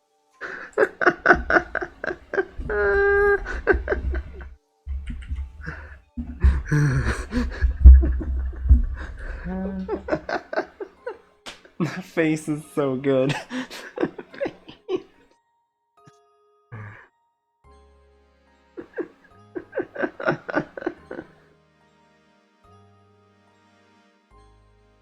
Like, the Okay, froggy let's. pillar doesn't look too bad, but then, like, oh, her face is so.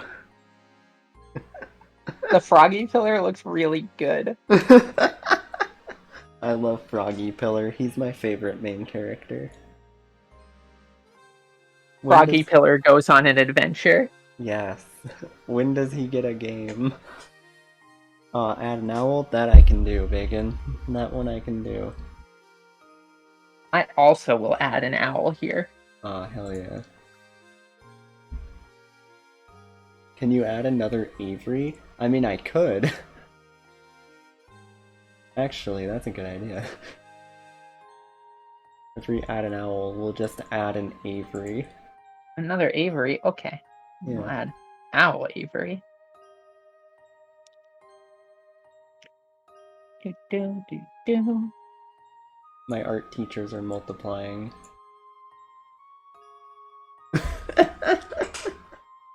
I love this.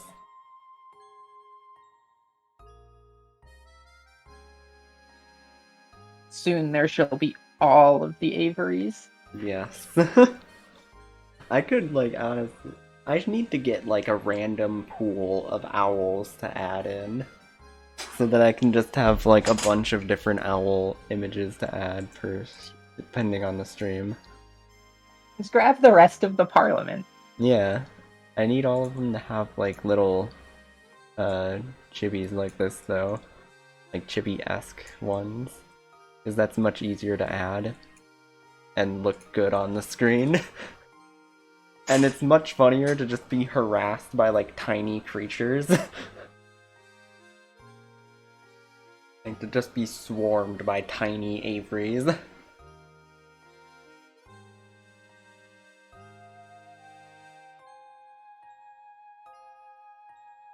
There.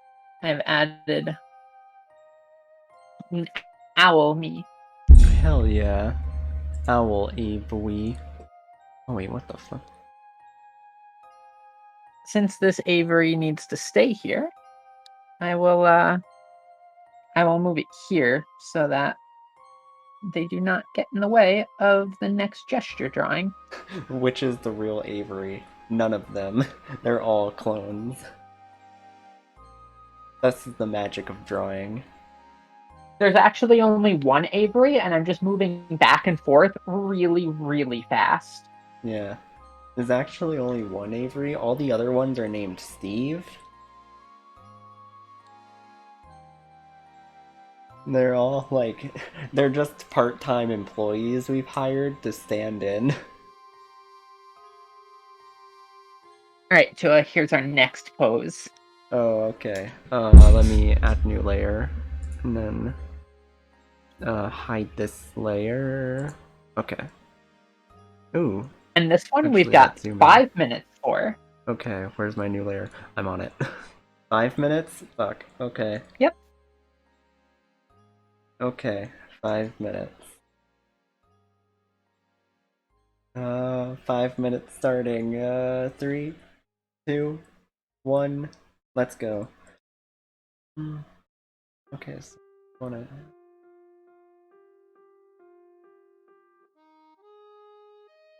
I didn't mean to move the reference there. My mistake. I'm gonna leave myself a little bit more room here. There's so many like little things I feel like I mess up constantly that I need to like erase, because like hands especially, I feel like I fuck those up so much.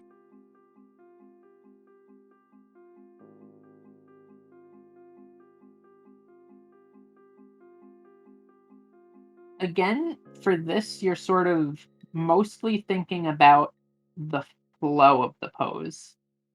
Yeah. Because you're not necessarily trying to get everything To look perfect. You're trying to get Yeah. a shape, a gesture, which is why it's called gesture drawing. Yeah. Like, I don't want things to look perfect, I just want things to look like presentable.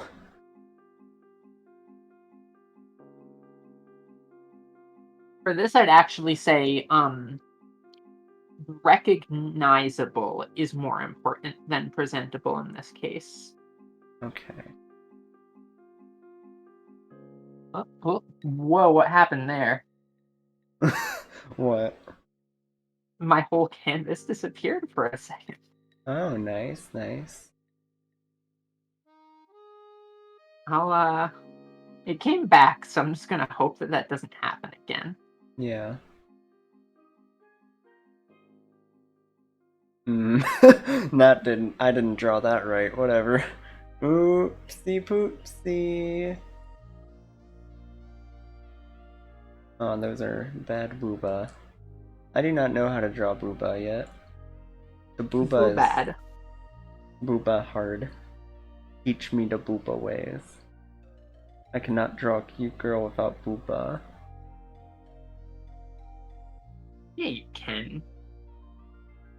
That's true, but like, I want booba.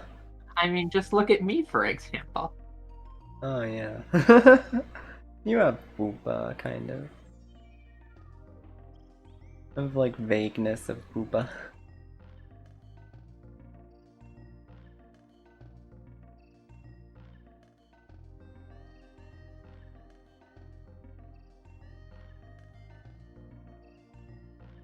Ooh, that is a bad foot. That is a squished foot there. One of the amusing things with this is I don't have the timer, so I have no idea how much time we have left, which is actually pretty good. Yeah, 2 minutes, 30 seconds, so we're halfway done at this point. because it's sort of not having a timer makes it though obviously you still want the timer, but not being able to look at the timer sort of encourages you to spend less time on little details because you just kind of end up in the question of I have no idea how much time I have left, which means I just need to hustle and get this on the page. Yeah.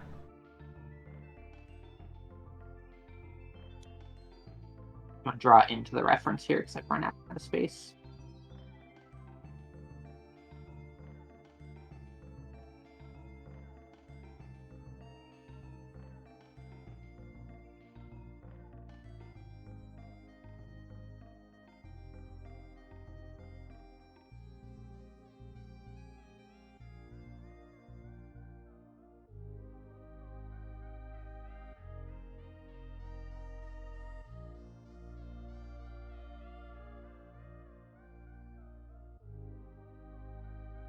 It can be sometimes difficult to maintain one's focus on gesture drawing while also like describing the process of gesture drawing, but it is an interesting challenge. Yeah. It's definitely interesting what we're doing here.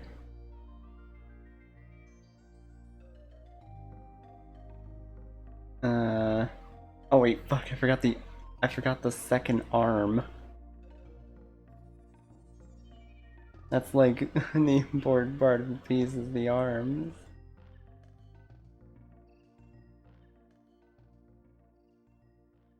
There we go. And there's like a little cloth thing that blows off.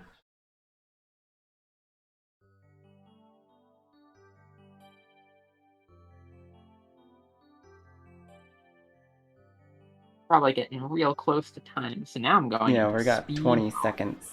20 seconds left. Real art done quick. I don't have enough space on the bottom, but that's okay.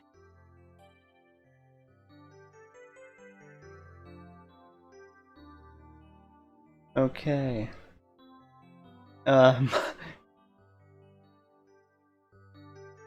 That's the timer. Okay, so mine Almost might... done? Yeah, timer done. So mine might be, Yours is schmoovin'.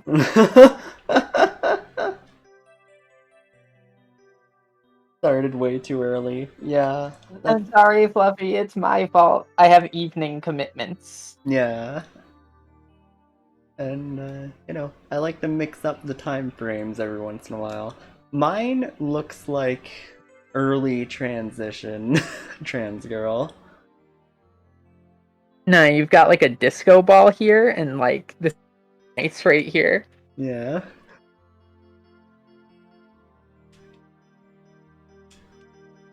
Look. I like how, like, this hand, like the right hand, looks kind of like stylized, and then this one is just a cup. The left hand is just like a weird cup. Well, obviously the best drawing here is the bird. You missed out on a lot of the drawings we've done so far, Fluffy. We've done a lot. Here, I'll quickly hide this layer. Okay. And hide that layer and show the other layers. yeah. Oh yeah. Here's my first Avery and my second Avery, which is actually pretty good. And then this one in the bottom left is a little cursed, but I like to say that it's the best cursed. Delicious ice cream. Delicious ice cream. That bust of... Oh wait, there was another add an owl. I'll Yeah. quickly add a The long neck one is funny. Which one? Long neck? The long hair, you mean? Like the Dimmadome hair? Is that really all I... Where'd my other layers go? I guess layer 10 is like a... Yeah, I guess I didn't do much, but this is the first gesture drawing I did. The star here is the froggy. He's appearing from above. The froggy Which way pillar is is the best thing about this way? this There we go. picture. The froggy pillar is so iconic. Is so iconic. I've only known him for this one stream, but I'm already in love. Aw. But yeah, look at these drawings I did. Everything on the left side is mine, everything on the right side is Avery's. Yeah, we've been having fun, and this is mostly just teaching, like this is all art lesson kind of thing. Teaching me how to draw. There, I've added another owl. Aw, shit. Yo, we're ice climbers now. We have an ice climbers duo. Owl climber. Get some desyncs and wobbles in here. Hell yeah. Alright, so our next reference that we will be doing. Okay, but you, like, I'm actually in love with this right here. Like, so much. Wait, which one? I can't see your mouse. Both, like, both of them. I'm Oh, just in the love add with and this owls. concept. Yeah. I just love this concept. And, like, me peeking behind you going, So, the next one that we will be doing is this one. Oh. And for this, we will have 2 minutes. Oh no. That's evil. It's a evilly short amount of time. Okay. I will start the timer then in 3, 2, 1, and go. Oh wait, what? Ah, fuck, I'm drawing on the wrong layer. Oh no, where's my new layer? You're drawing on the wrong layer. You can reset the timer. Yeah, okay. Let me, Here, I'll erase what I had so far. let me, I fucking hate how it's dumb this timer works. My phone timer needs to just be better. You know what, fuck it. I'll just set it to a stopwatch. Yeah, that makes more sense. Okay. 3, 2, 1, go. That's gonna go down here, and then like loop there, and then go down here, and then hand is gonna go here, here, give it a little bit of that 3D effect. Ooh. Damn girl, that's spicy. It's a spicy ass 3D effect, and I fucked that up, but I don't have time to fix it. Okay. Yeah, and this should be like the torso also goes here, and the other arm goes up and around. Side of the arm goes just like up, keeps going up, and then you get the peace sign with the thumb going up as well. Oh, that's an unfortunate hand, but okay. Oh no, this looks so bad. Doesn't matter. It Because the does. important part is getting the iterative practice in. It matters to me.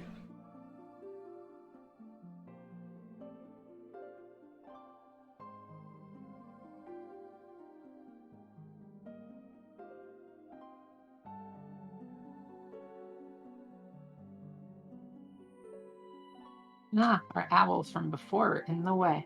That's okay. Oh no, the owls. Where do they flow?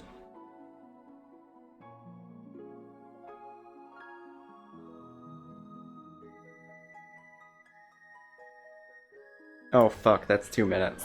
Oh god, that was 2 minutes. Yeah. Yeah. Well, I did half of it.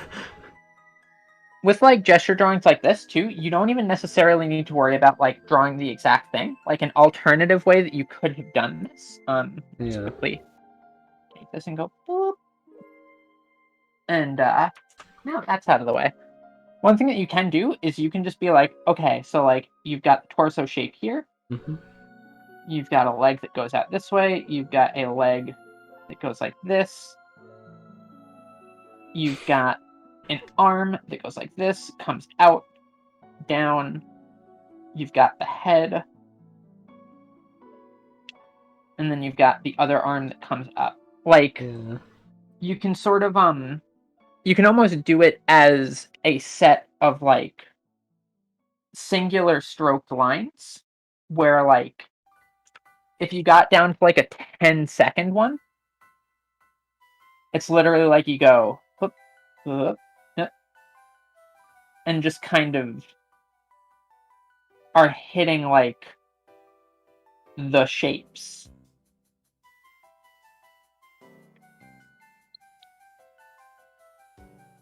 Because, the important thing with these isn't so much the final result of what you're getting from the gesture drawing. It's more the process of like looking at the shapes. Also, I like how your little gesture drawing there is like caked up, but not.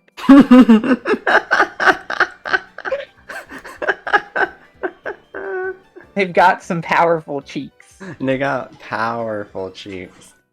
And like one foot is much better than the other, which matches with the hands. It's like this girl has like a physical disability where half her body is correct and the other half's just kind of off.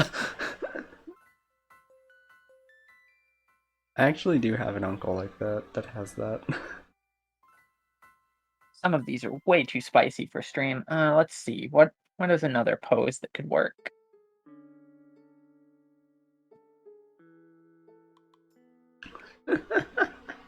Is the next one will be the real challenge round. Oh no. Let me make a new We will layer. have 30 seconds. Oh.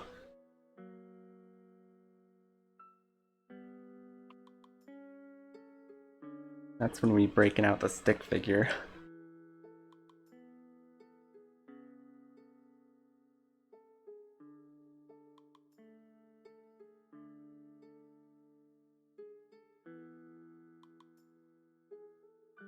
Okay. Let's start this in 3, 2, 1, go.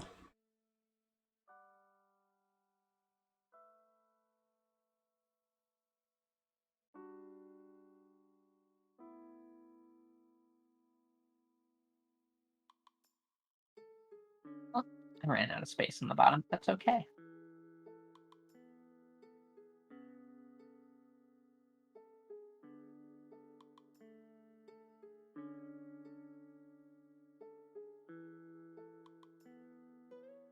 Oh my god, that was 30 seconds? Yeah. Oh my god. Well. Well, this is a good drawing, ain't it? I love the tiny little foot. Yeah. I put mine way too low and actually lost the space for the feet. Yeah. So my foot is better. Yeah. Boom, I win. This is a contest, right? Yeah. Let's go ahead and do another one Oh no. of this exact same pose. 30 seconds again. Oh, okay. So like do I just I have to Select and just shrink and be like, move it like up here maybe. Oh, yeah. And then I hold down shift, shrink it. Okay. I'll just put you over there. And then Yep. Control D, unselect it. Okay. There we go. So 30 more seconds. Yep. 3, And 2, on your ready. 1, go.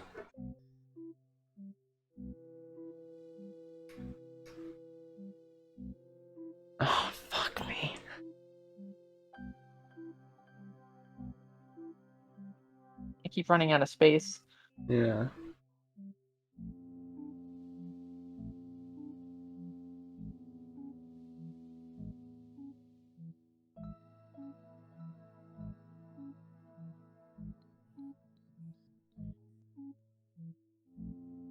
That's it. That's it. Okay. I think I made a Mega Man character, actually. They look like they're like flexing. Yeah. But yeah, the thing with this is you can even see just between those two iterations of the drawing Yeah. that in the second one you got a full body in. Yeah. I had a better understanding of like how little time I had. Yep, which also forced you to kind of look at more core shapes. Would you like to do one more? Okay. Yeah.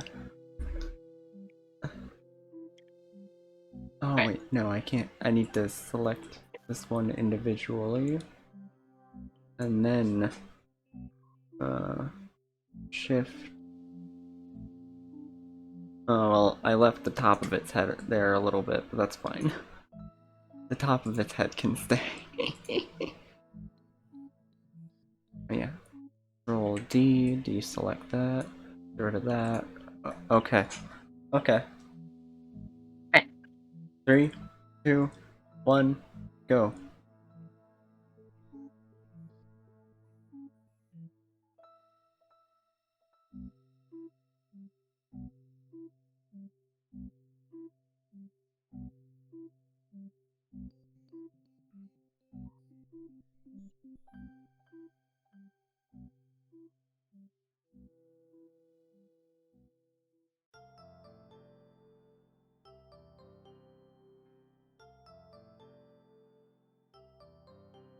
Okay.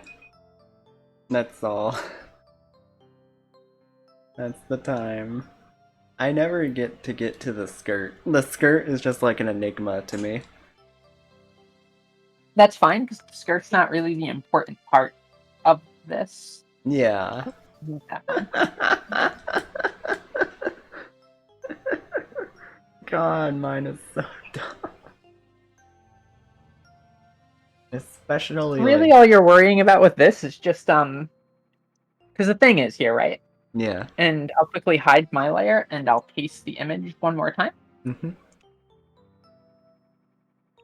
Let's go ahead and give this one 2 minutes again Okay. You just instead of 30 seconds. okay. Okay, Psycho. Oh god damn it, that deselected it.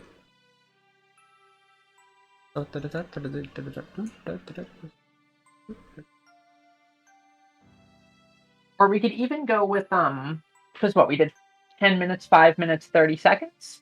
Yeah, 10, 5, 2, 30. Yeah, so let's go with 2 for this. Okay. Okay. Wait, can I draw? Okay. 2, you said? Yep. Okay. So 2 minutes, and we'll start in 3, 2, 1 now.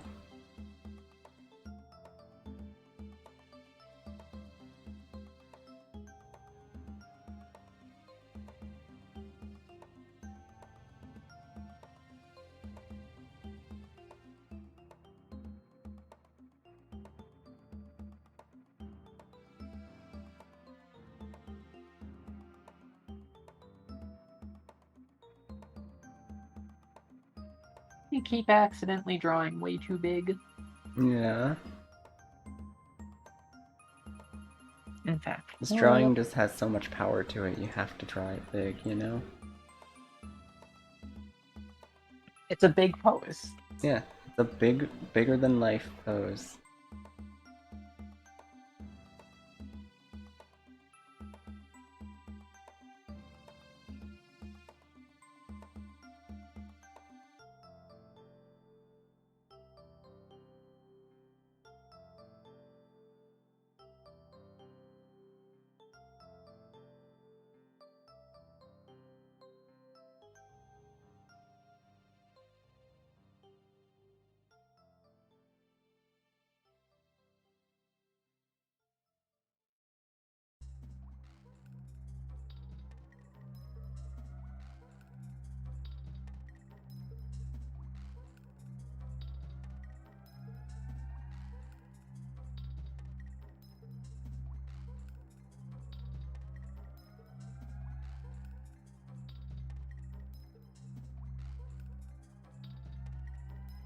And you can probably feel with this that, like, you're much less pressured for time.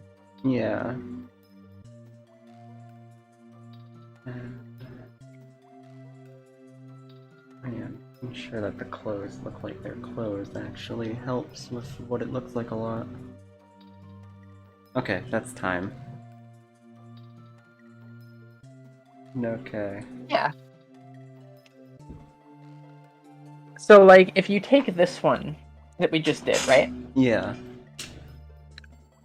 And you compare the 2 minutes for this one to which was the one that we did in 2 minutes? Was it? It would have been the last one, which was the chair. Which Oh wait, layer is no. this on? That was 30 seconds. What's that 30? Wait. This one. Fuck. I'm turning on and off layers by accident. It was this one. Yeah. So you can see, like, on the one that you just did, you had time to get to the clothes. You had time to add in some shading detail on the hair, Yeah. etc., etc. Well, this isn't even like a good example because like I only had like the first half of this done for the first 2-minute one. Yeah, so that pushes it even further in, like, now that you've done, like, the faster gesture drawings, you go back to the longer ones, and suddenly it feels like you have an abundance of time because you've gotten a bit more into the flow of grabbing the simpler lines, the simpler shapes and stuff like that, and just kind of drawing without necessarily Yeah. worrying about getting everything super perfect. Yeah. And by kind of doing repeated gesture drawings and altering your this one. By doing repeated gesture drawings and altering the amount of time that you have, you're building the habits for yourself of checking things in terms of shapes. A lot of gesture drawings, like, that you'll end up doing, because you can do these from imagination too, where, like, you'll have, like, a head and you're just thinking of, like, various shapes and lines and stuff for, like, how a pose might lay out. Yeah. And by doing that, just sort of training yourself to think of things in terms of, like, where are the major lines, where are the major shapes, what's going on in a pose to, like, really drill in, Hmm. what's going on. Yeah. And you just sort of develop these skills over time. And the more you do gesture drawing, the easier and easier it gets. I don't do it nearly as often as I probably should, Hmm. Yeah.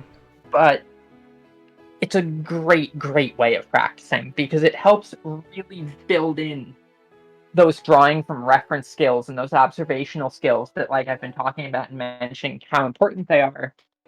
Because in the shorter gesture drawings especially, it forces you to rely almost entirely on those. Hmm. Because when you have 30 seconds to draw a pose, you can't look at it and be like, okay, so, like, here's the line of the chin, here's the nose. You just have to go, okay, there's, like, this shape here for the neck. Yeah. And, like, you can even see on yours, like, you have just, like, that sort of shape. Yeah. Like the shapes don't connect too well because like when you only give me one shot at doing a shape, you end up with shit that doesn't quite look right a lot of the time. And yet, for 30 seconds, you have a full body there.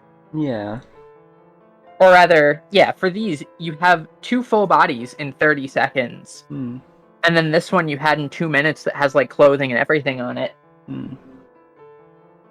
It helps tremendously to do these every so often. And I think for pretty much all of the future lessons, we'll probably bake these in somewhere along the way. Okay. They won't necessarily always be, like, full real life bodies. We can mix it up and do, like, other different types of, speed drawings and stuff like that. Yeah. But these are great practice and will help you really drill some good skills in. That's okay. Yeah. Because it just completely divorces the mindset away from trying to like stick on individual little lines and you just build in shapes. Yeah. Because like again, like here where you have like this sort of shape, you have that same sort of like S-like shape on the drawing. Hmm. Yeah. Or like after doing like the much faster ones, like you can see this leg is very straight. Whereas like again here, you've sort of got this S shape. It's not perfectly in line, either is mine for that matter. But like the shape is still there and starting to show itself. You can see here like you've still got a little bit of that S shape. Yeah.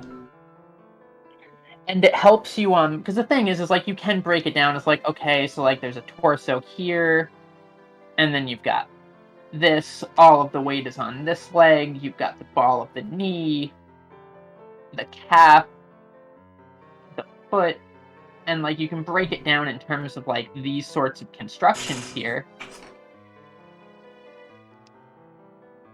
And that can help, especially if like you're going for like a more polished finished piece, but just for the gesture drawing, like Hmm. you don't need it per se. And it just gets in the way of like learning the shape language and stuff like that that kind of helps build the muscle memory for later that you want. Huh.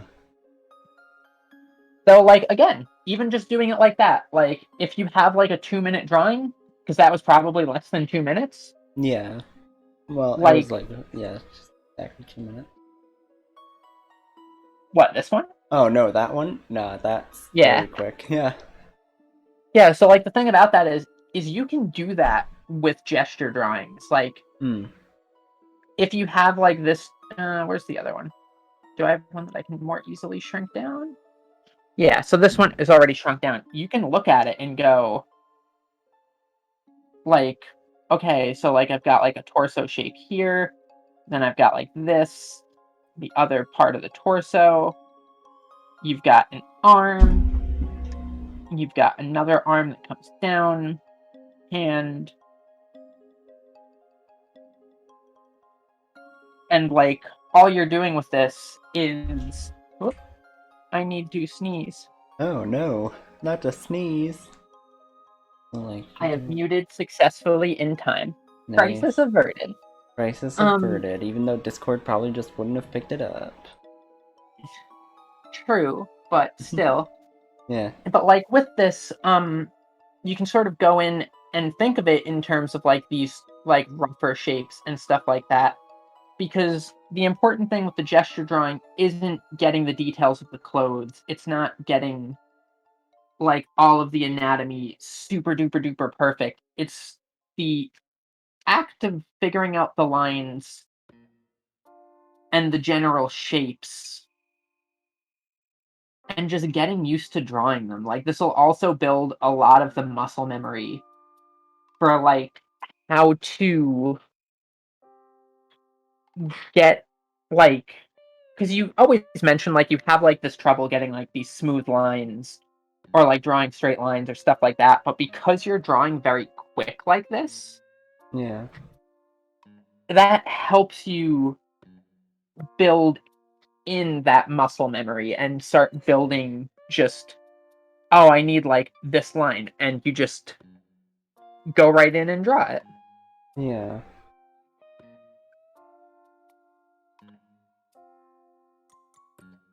And like understanding stuff like anatomy and stuff like that will help Yeah. with this, but also this helps with that understanding as well. Hmm.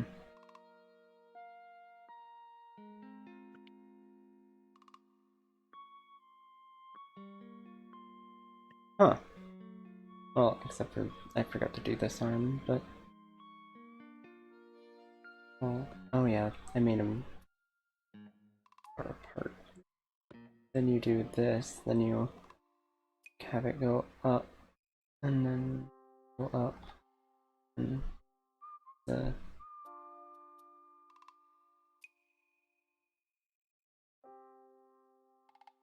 I fucked up because I made it too thick, but whatever. That's fine. Yeah.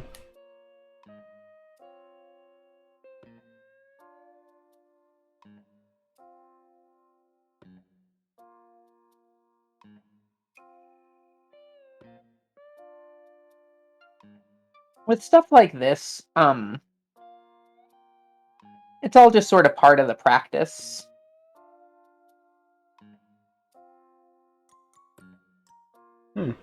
Yeah, and now this looks pretty decent at the very least. In terms of stuff like getting like the thickness of the arm right and stuff like that, a lot of that comes with just getting used to the practice, but also like if you look at like a body, and you can actually do this, I am doing this constantly, especially with hands for that matter. Yeah. Where like when you're thinking of the shape of a body, a lot of the proportions you can obviously like you can stylize them out and stuff like that, but like with like the arms, for example, I'm gonna do this on a new layer because it's a little bit easier when I have more space. The Averys have multiplied, yes. And for just 500 points, you can multiply the Averys more. It's true. True. Oh, So like so much better. with the body, one of the things that you can learn here is immediately adds 2 more Avery. See, that's why you do pitches. That's why you pitch your stuff. Which is why you should all follow and subscribe to me as well. add another owl. Add Another 4 more there's a lot of owls here. 5 more Averys needed. Yeah, we got a mass order of Averys over here. Gonna need a large shipment. Where's the layer with all the... Here we go. I'm gonna have so many fucking Averys to delete later. Let's go ahead and add another owl here. Ooh, hell yeah. Also, like, if you could, like, before you add a new owl there, if you could, like, make the 2 me and you owls as, like, a PNG and, like, give I'll that to just me, quickly, that would be amazing. Because I could have that as, like, a, like, 750 points, 2 for 1 special kind of thing. As a point redeem. There we go. I cropped that out. I'll send that on Discord in a minute. But hell yeah. I could color that too later. But add another owl here. Yeah. Oh, and you can have that as a point redeem as well when you hit affiliate. So that would be fun. Be a double.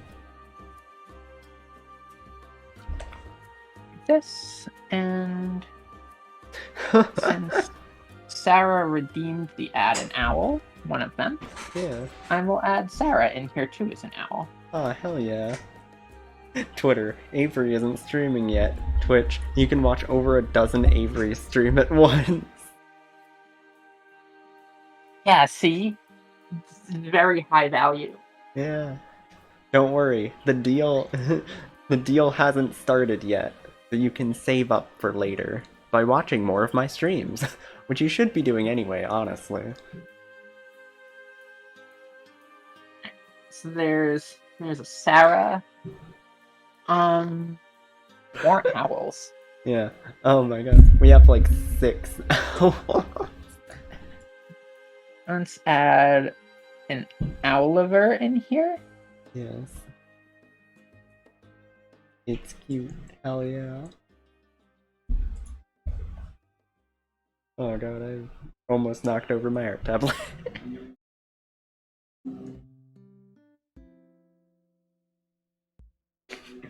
When this is done, we just have like a giant owl pile, and that would be great for like a Twitter art post. Honestly, I think that would be an amazing.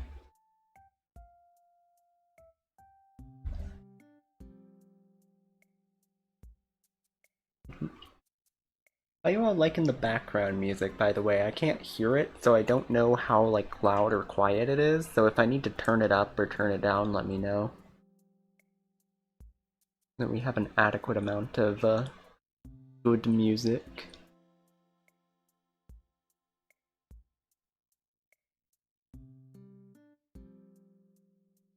Need to add more owls in here. Let's see. Yeah, like Fukuran. Oh, Fukudan I could add. And then Any other owls in the chat, speak up. yeah, any other owls in the chat? This is your prime opportunity to get drawn. I am out of points for more. My owl allowance. Why is every owl pun? Why does every owl do the puns? I will add. Wait, no. Owl form Mimi doesn't have ears. Ooh. And draw that. Give a beak. Little fluffies. Some wings. And cat tail still. Totally an owl and not an ant in disguise. That's a small ass owl.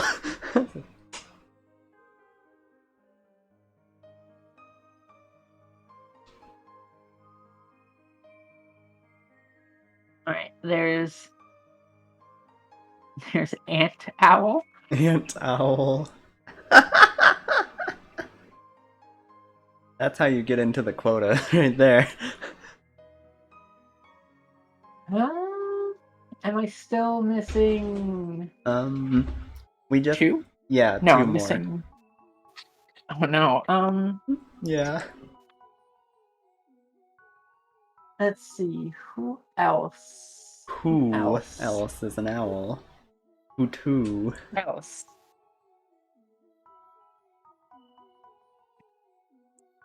we have a We bunch need of. more. We need more owls. They just aren't here right now. I know. 1, 2, 3, 4. Yeah, there's 8 extra aviaries and there's 6 owls here, so we need like There's so many of me on this stream. I just looked over. yeah, there's a small army at this point. One of them wasn't added, like the first one that's next to me is the original Avery I put here, but then the other 8 are all point redeems. You know what? I'll quickly Yeah. I'll add robot Avery. Oh yeah, Robot Avery and Robot Noctua.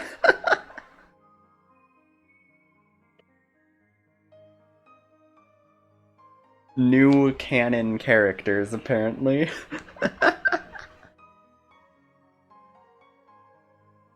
Or as I like to call her, Mech-Tua.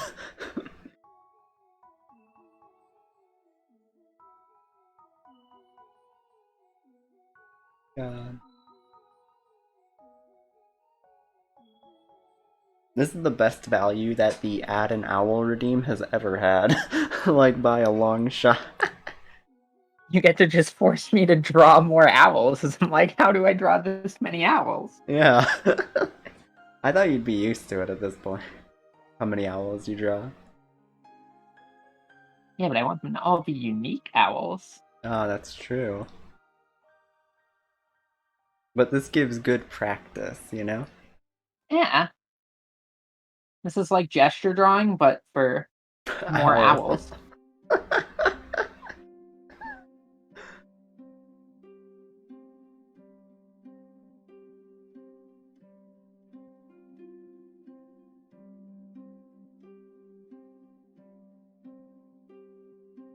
think that's enough.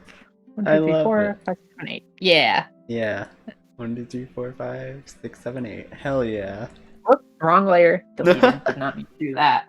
Yeah. Because this needs to be saved. Like, this is a full Twitter piece right here. This is content. If I've ever seen it.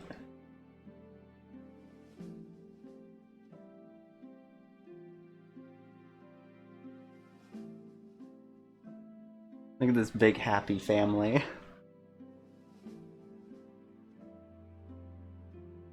Small owl or huge ant. You will never know.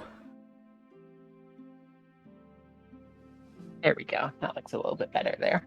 Nice.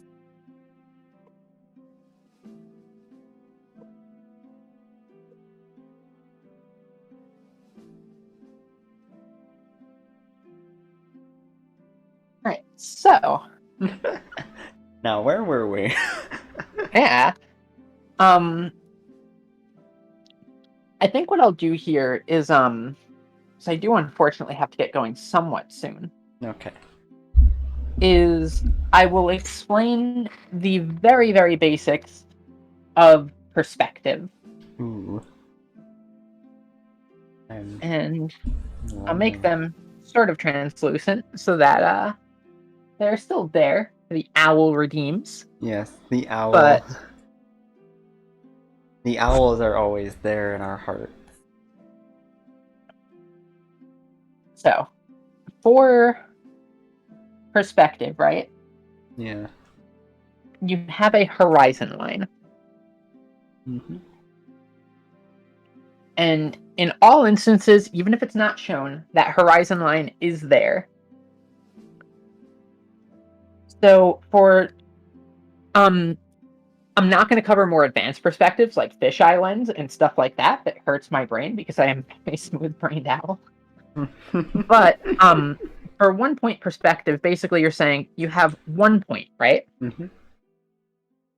And all of the lines, wherever they have, the easiest way to think of this is like you have like train tracks or stuff like that. Mm. And all of those lines go. If you have like a city block next to it, like all of those lines converge towards that point.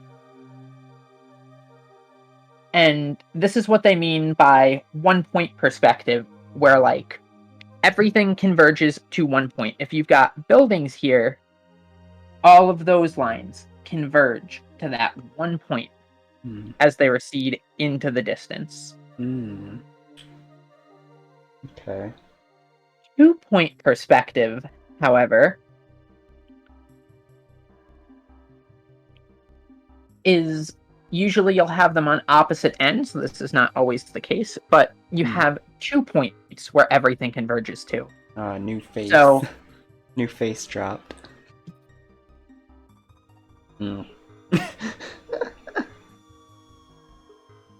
So, like, if you have a cube here, for example, right? Yeah. All of those points converge to those lines.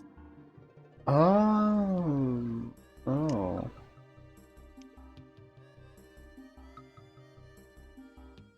And to do a 3 point perspective,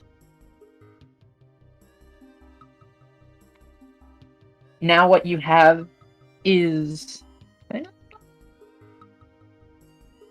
Yeah, okay, there we go. To do a 3 point perspective, I will quickly move this down, actually, so that I have the extra space in each work. That tip actually blew my mind. Hell yeah. This is where art really gets the lessons. For 3 point perspective, basically what you have is you're looking up, right? Okay. So what happens is not only do you have just your 2 like perspective points on the horizon line, right? Mm-hmm. Yeah. You're looking up above the horizon. So like this point would actually be way off the canvas this way. So while I have the point up there, Okay. Just pretend that, like, it's way, way up above the canvas, right? Okay. So what happens is when you're looking up at something, these lines still converge. And say this is like a building or something. Hmm. Instead of these lines being perfectly vertical, if I could actually draw a perfectly vertical line, that would help. Never. Instead of these lines being perfectly vertical, and that forms like the side face of the building, where, like, you know, you'd have like windows and stuff here. And again, you can tell which way the windows go because these lines converge to those points. Yeah. With 3-point perspective, what's happening is you're looking up or down at something. Hmm. And thus, as these go way into the distance, the more these lines converge,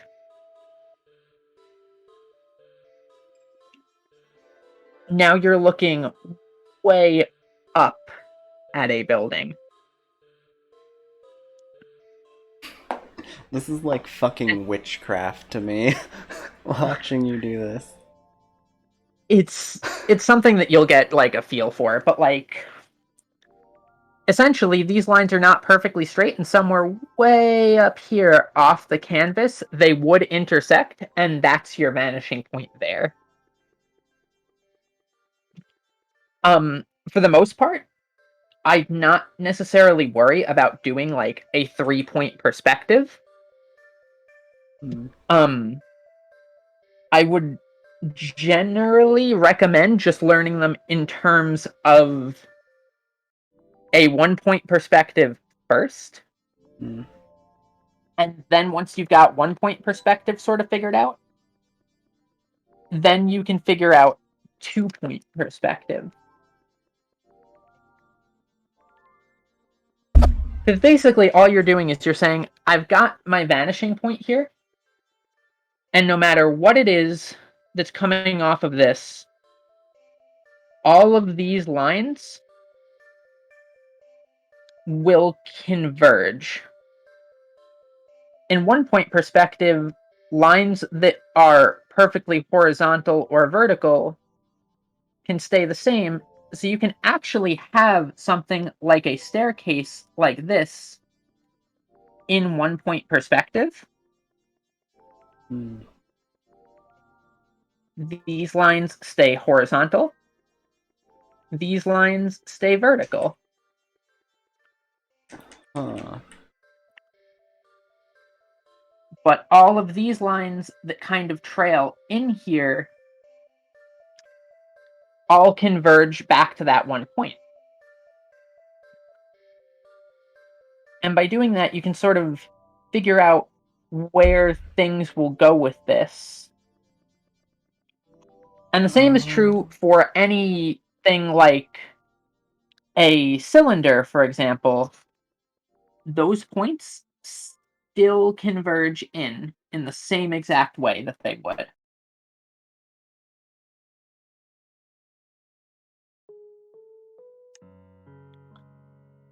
And then it's like you can put the other part of the cylinder here.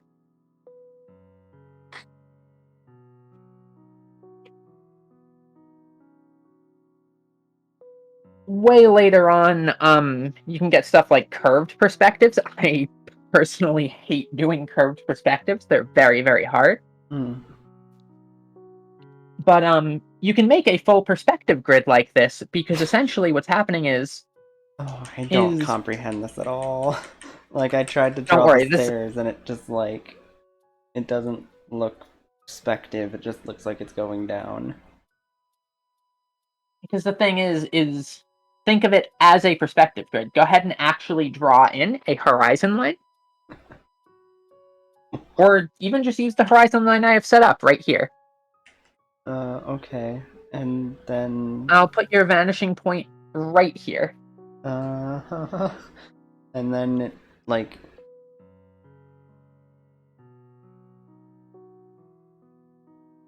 Like this? Like, what is... Yeah. Here. I'll even do it like this. So I'll put a new layer above. Mm-hmm. And I'll give you a line here, line here, line here.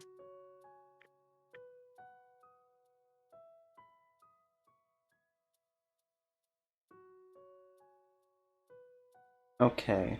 So what do I do from here to draw So, the stairs? because this is 1-point perspective, and we're keeping things simple, right? Any vertical lines that you do, they will remain vertical, right? Like, just perfectly vertical. Okay. Any horizontal lines you do will remain horizontal. Yeah. So what you can do here is you can treat this as, and you can put these lines wherever you want. Technically, there's an infinite number of lines all Oh my cascading god, out how from do here. you... Like, I see what you're doing, and it's like, it doesn't make sense on how you were able to do it. Don't worry. Because, like, when I try to do it, So it just looks wrong. it takes practice.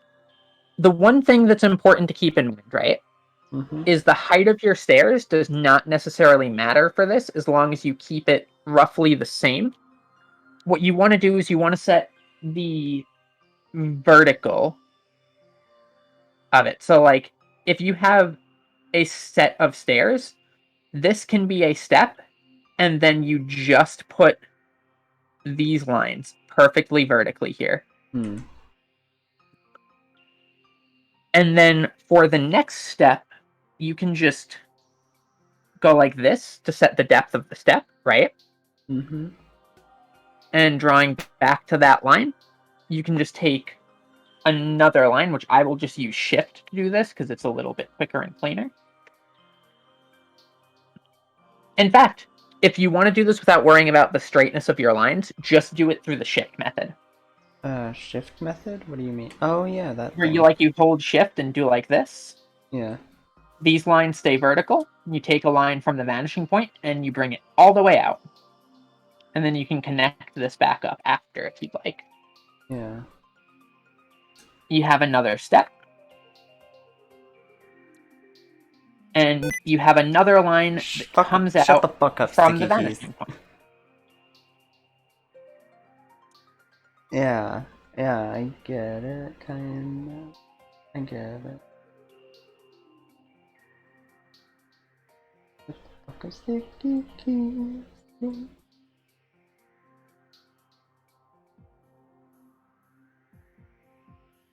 Okay. Okay. I'm kinda understanding this now.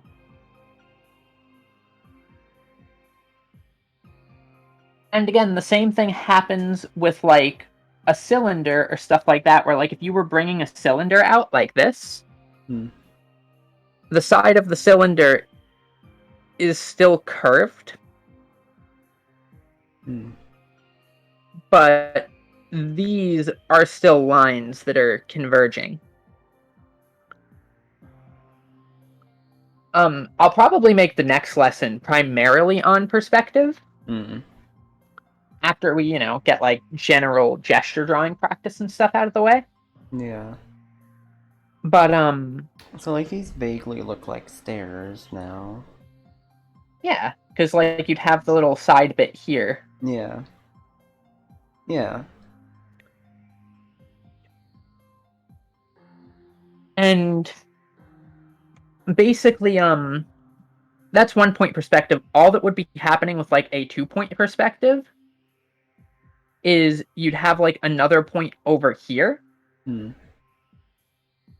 and lines would converge in towards that too. Okay. But that's what we'll get to once we have 1-point perspective down. Yeah, so like 2-3 months maybe. Yeah. In like 3 to 4 years when I have .1 perspective down. You'll get it faster than you think you will. Okay. Because one thing, because like you can see it on yours, I have like the extra leading lines here Hmm. for like the purposes of like example, Yeah. but these wouldn't actually be here in like the final piece. Yeah. You would do like these on like the sketch layer, and then you have like your staircase there. if you wanted to add a building in the distance that like converges onto the horizon line, you can have these lines project upward from the horizon line too. Hmm. And again, it's 1 point perspective, so we just have like horizontal lines staying horizontal like that, vertical lines are staying vertical like that, and only lines that lead into the distance like this are, because like if you had like the imaginary back of the building, that line would continue like that.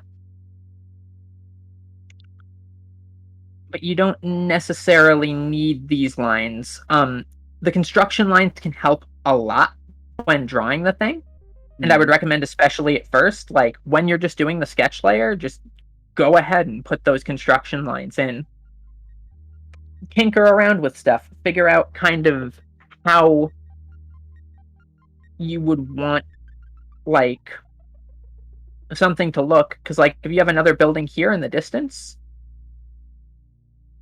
it still can follow those same exact leading lines if it's of the same height. Hmm. And then you just keep that little horizontal line there horizontal. Yeah. And you could make a whole row of buildings going all the way into the distance. Or by having this line come out like this, these horizontal lines stay horizontal. And as they go further into the distance, they get closer and closer together and less detailed just because like you see less of them. Hmm. But like now it's a sidewalk there. If you're adding in like another building here that's like way taller, you can put another one of these lines and put the vertical there. Hmm. And now you've got a building that's taller. Like, it takes a bit of getting used to for 1 point perspective. And Yeah. personally, I tend to find 2 point more generally useful. But it's fun to mess with, and I would just recommend if you're going to practice 1 point perspective, just set yourself a horizon line and then just build shapes off of it. Hmm. Like put buildings, put train tracks, put stuff like that, and just staircases. If you're feeling bold, you can do arches. Ooh, arches. Because like with like an arch on this, right? If you're feeling spicy, you go for the arches. Yeah. So like That's with how an you get arch on this, taken down by McDonald's for infringing on their copyright.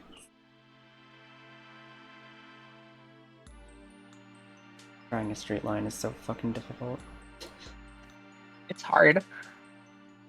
But with arches, they still continue in the same exact way. They're just a little bit rounded at the top. Yeah. But once you hit like that sort of rounded segment and it just becomes a straight line again, you've got that. Yeah. So like now I have stairs.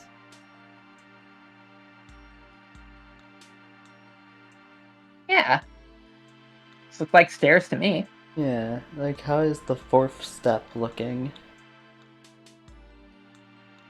Wait, say again? How does the fourth step look? Like the biggest one. This one? Yeah. Yeah, it looks fine. Um, so one thing that you can sort of do with this too is um you can kind of keep this height for each stair set if you would like. Yeah. And once you have like those vertical lines, because like the vertical and horizontal lines are just kind of like this basically. Like you can just go up, back like this. Mm-hmm. And then you just take those lines and carry them in. Mm.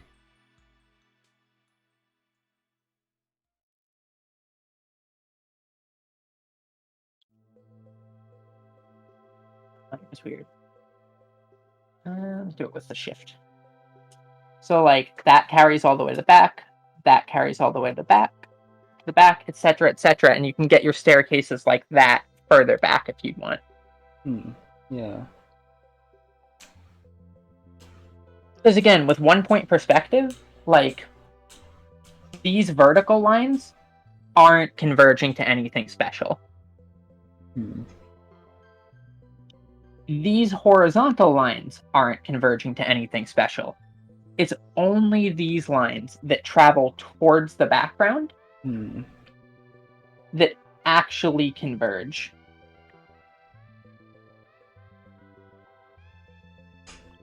Yeah. And as long as everything travels to the same point, it doesn't matter where it is on the canvas, you know that everything is just going to that one point. So you can put any vertical shape you want here and still have it converge back in.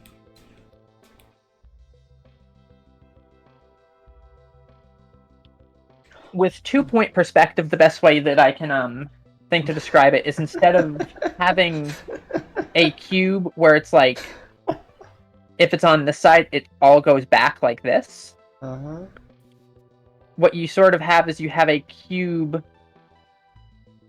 that's going like this, where it's more on its side or at an angle to you. Okay. Oh, this is hurting my head. Don't worry. Worry about 1-point perspective first. No, 1-point perspective is hurting my head too. Don't worry, we'll get it. Like I said, next lesson is probably going to be pretty much entirely about like perspective and stuff, because while I think like observational skills and stuff are the much more important thing, this will help you get a little bit more of a grasp of how to construct things too.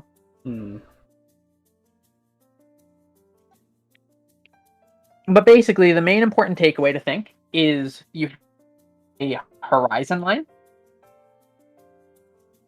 otherwise known as like an eye level line.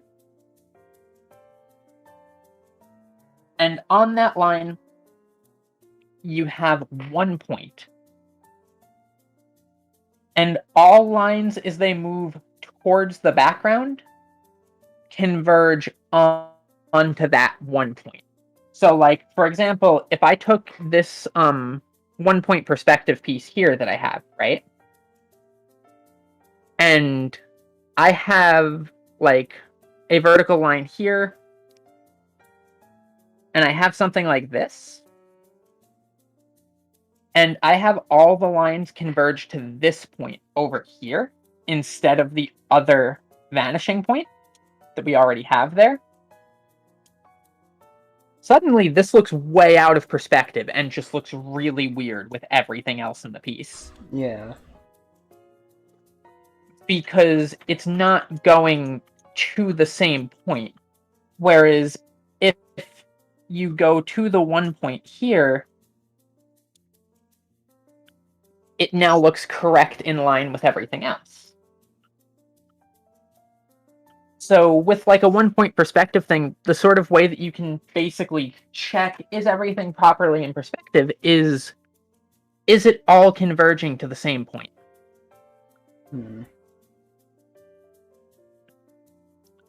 And I will make some good exercises for us for this for next week to practice this.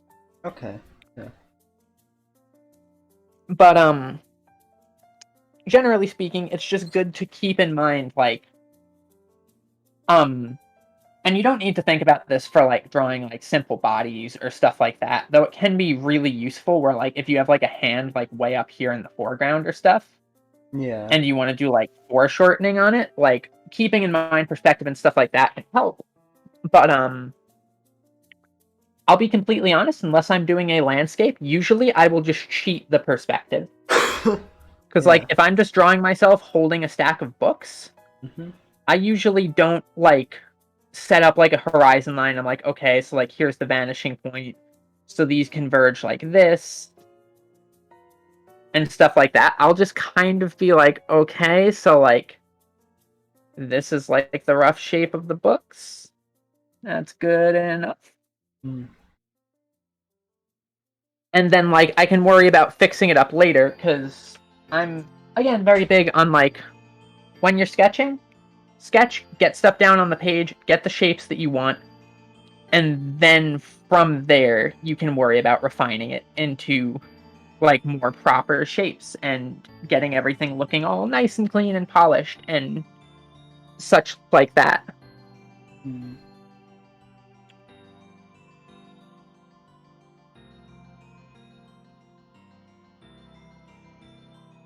There are some better other tips too for, like, perspective that I'll get into next week when we do this. Okay. But for the very absolute basics of 1 point perspective is sort of like speed run lesson. That's the vague gist of it. Okay. Oh no. I've caught it. It's fine. It's very slippery. The tablet is slick.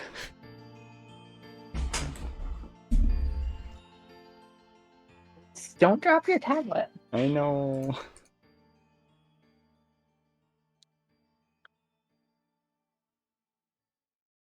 Why is it doing that? Okay. So yeah, since I have to unfortunately start getting ready to go again soon, Yes. Let us... shall we unhide our layers and show what we've gotten so far? Hell yeah. Let's unhide them layers.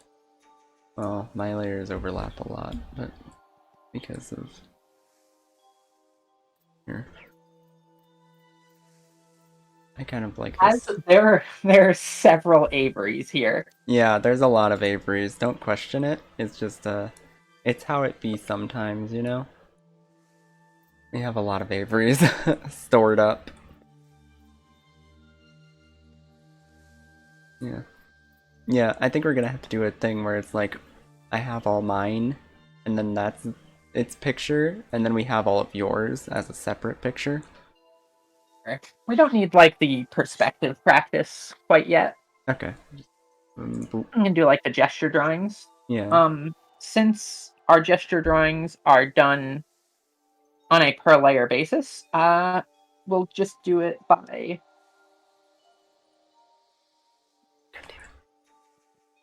Oh, the... try to figure out which one. I don't know which layer is which. Okay, so it's that one. Oh wait, there it is. You have it. It's somewhere in there.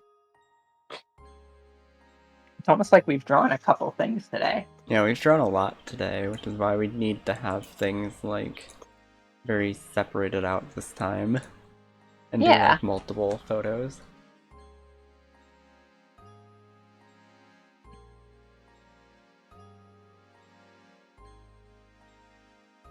So yeah, you can there's the share as PNG button if you go under the file menu. Yeah, yeah.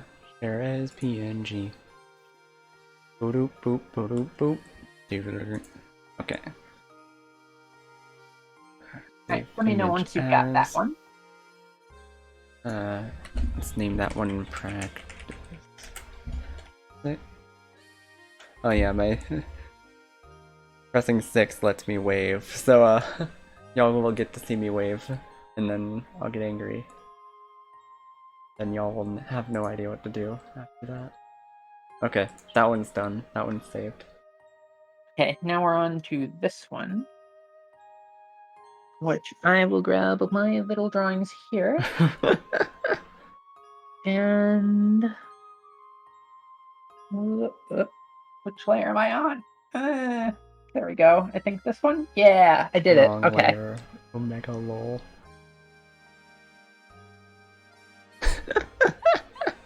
Also, because I drew this one on this layer by accident, I now have this the this one as well on here?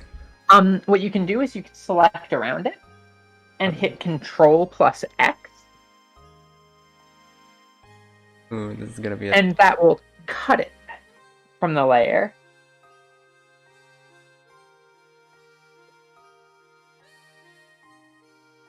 Is there no way for me to just like move it to a lower layer? That's basically what we're doing. What you do then is you unhide the other layer that would be proper for that, and then you paste it in. Or just make a new layer and paste it onto that, and that's fine I too. pressed Control F, Control X, and it didn't do anything. Did it not? Try Control C and then just hit delete. Get rid of this. Okay.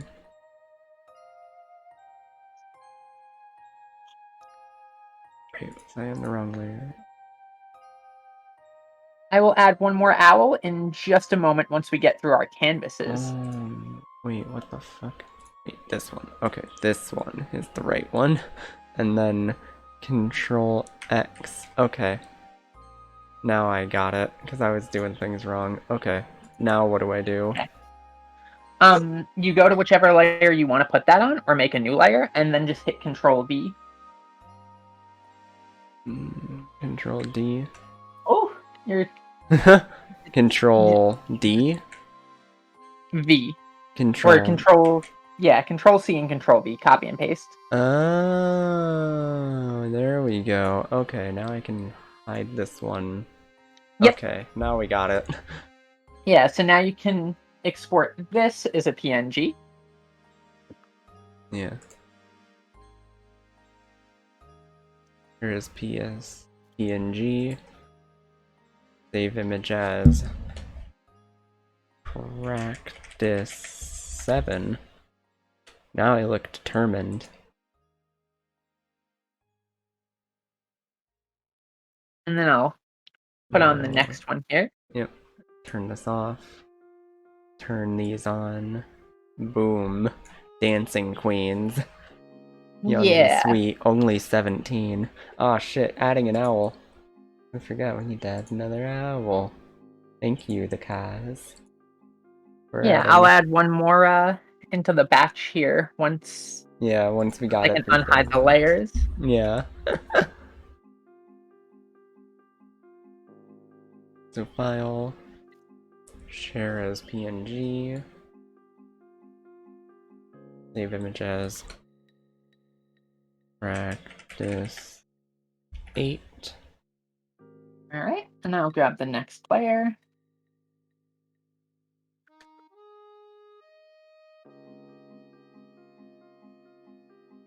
That's the wrong one. Oh no, what happened to my dancer?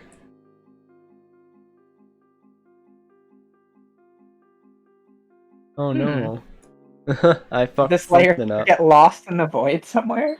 Yeah, I guess so. Somewhere, something fucked up. Oh wait, there it is, there it is. Yeah. This, let me hide this. Control D, unselect that. And then hide those. And then Tancer.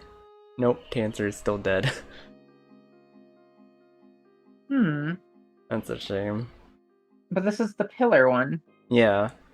Yeah. But I'm just saying for later when we pull out the dancer. Dead.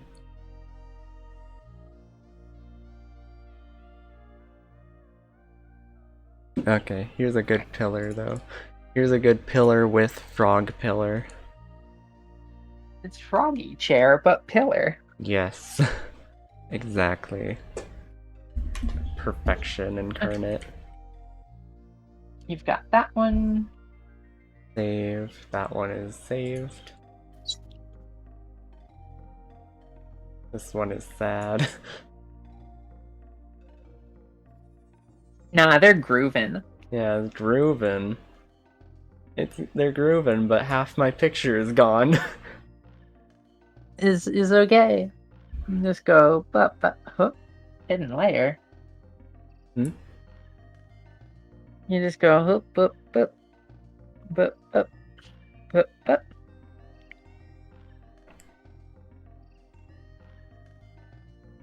There. All hail the froggy chair. All hail the froggy pillar. He has evolved into a fucking into a rock type. Froggy Pillar is Froggy Chair's great ancestor. Yeah, back when they used to sit on pillars almost exclusively. Yeah, exactly. Because that was definitely what everybody sat on. Yeah. What else are they for? You have a small pillar, you sit on it. Yeah. Really, what are chairs but tiny pillars for sitting upon? Yes, exactly. Okay, then this is the last one. Yep. Let me go find. There's this one. There's the robots and the Doug Dim Dome. What's Dim on this Owl layer? Dome. Hey, Oh, I'm that was doing the Dim initial Owl Dome. sketch.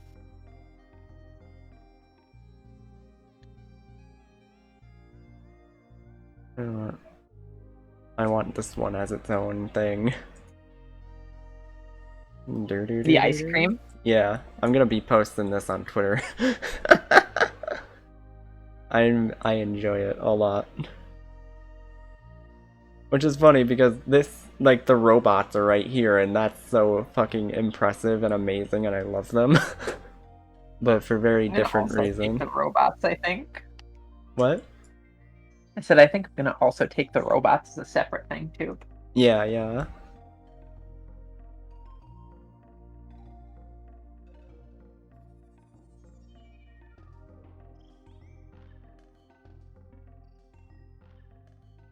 Right. Let me know when you've got that. I will let you know in a quick second. Uh-huh. Ice cream. There we go. That's all I needed that for. And now I will file. There's PNG.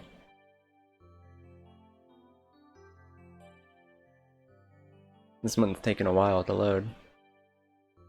There we Sure go. is. Okay, so you've got that one? Yes, just gotta title it. Practice 11. There we And go. now I will turn on the owl swarm. Yes, the owl swarm. Let me turn this. Don't double click And it. get to Kaz's owl routine. Yeah. Which I will add in, if I can get my brush to draw on the layer. There we go. Give a beak. And an eye. And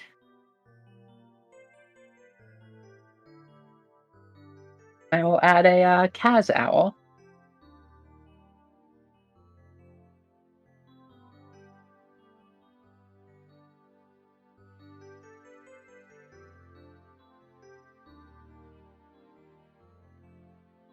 I lost the tab. There we go. There. Hell yeah.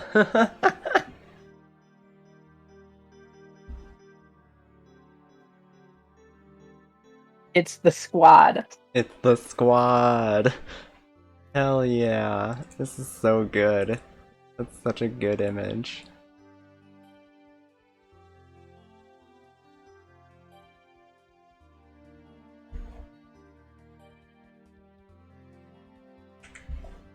Owl squad, owl squad, owl squad. Let's go.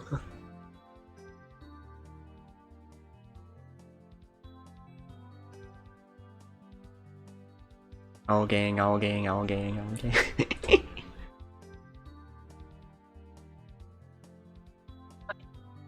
So, I think to round this out before I head out, Tua round this out. But I'll drop the opacity on this so they're still hanging out. Yeah. And I will draw the two of us. Yay. Oh, god damn. The zoom out function in this is so weird. It's like the only way to move the canvas is to like zoom it in and out.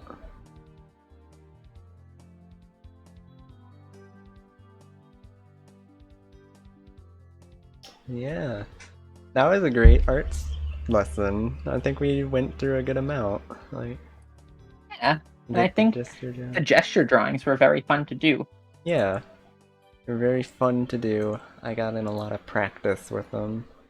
Let's see, my art practice. Oh yeah, I need to like add all of my new art practices into the right folder. Move those 6 into... Yeah, because that added 6 new art practices in there.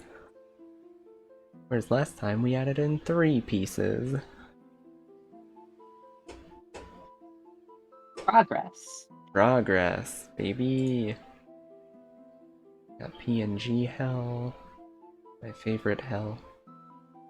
Did I ever add a... No. I know how many fingers I have. No, I know how many fingers I have. Wait, where did I put my head empty? No, that's a head. No thoughts to, there we go. That I need to put in my PNG hell.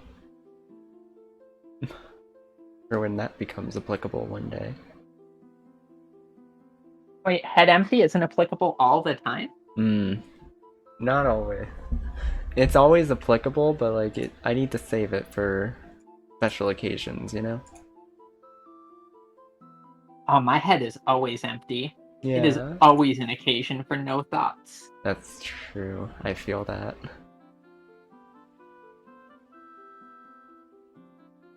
Yeah, but I'd love to see the the like for our ice climber owl, have that as like a finished thing, and having it as like a 750 point redeem for 2 owl special. Because then we could both have that as something we do when you eventually start streaming. When you eventually force yourself to start streaming. That may be this week. There may, no spoilers, but spoilers, may be a stream on my channel sometime this week. Fuck yeah! Hell yeah! I'll do my best to show up. Which means now that I've mentioned that here, I'm committed to that. Hell yeah, that's how you do it. Now we'll all hold you accountable. Yeah, wait. This is a cool idea. Oops.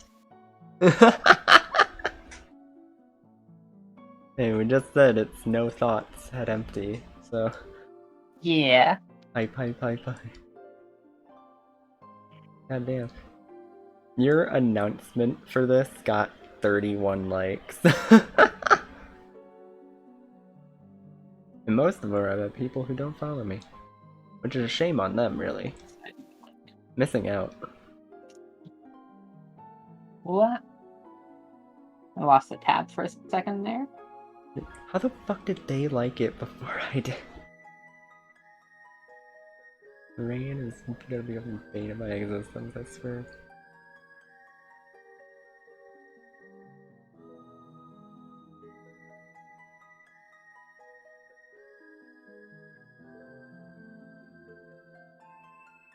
Something's very off with this face, but I don't know what it is. Something is very off here. Something is wrong. Whatever, I'll fix it in a second. Quickly get the rest of the drawing in here.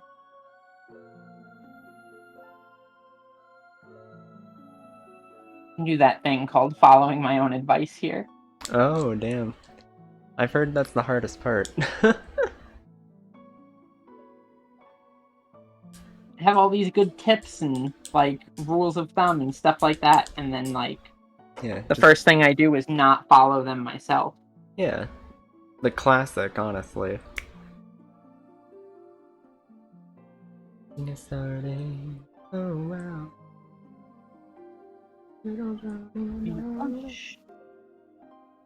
Pen mode.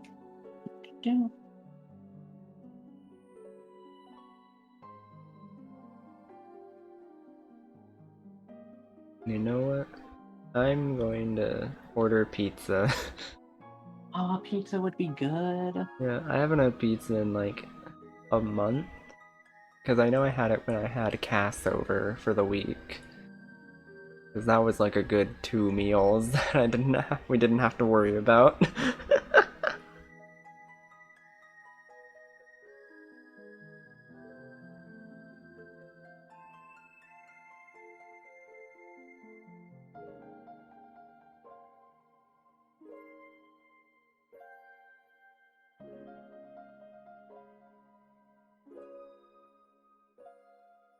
Yeah, let's get the 2 larges. Because, like, really the main thing with pizza is that it's for the leftovers. Because pizza is like 3-4 meals in one. If you do it correctly.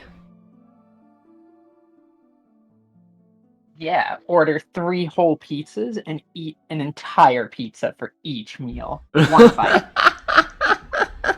Swallow it whole like a snake. Oh, nice. But I'm not a snake. I'm an owl. A snowl? A schnowl?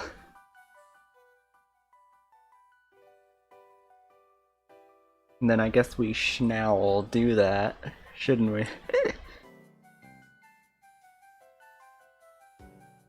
Hey, pepperoni stuffed Howie. That sounds good, actually.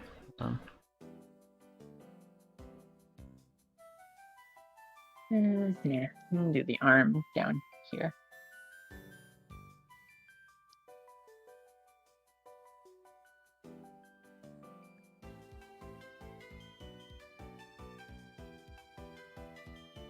Okay.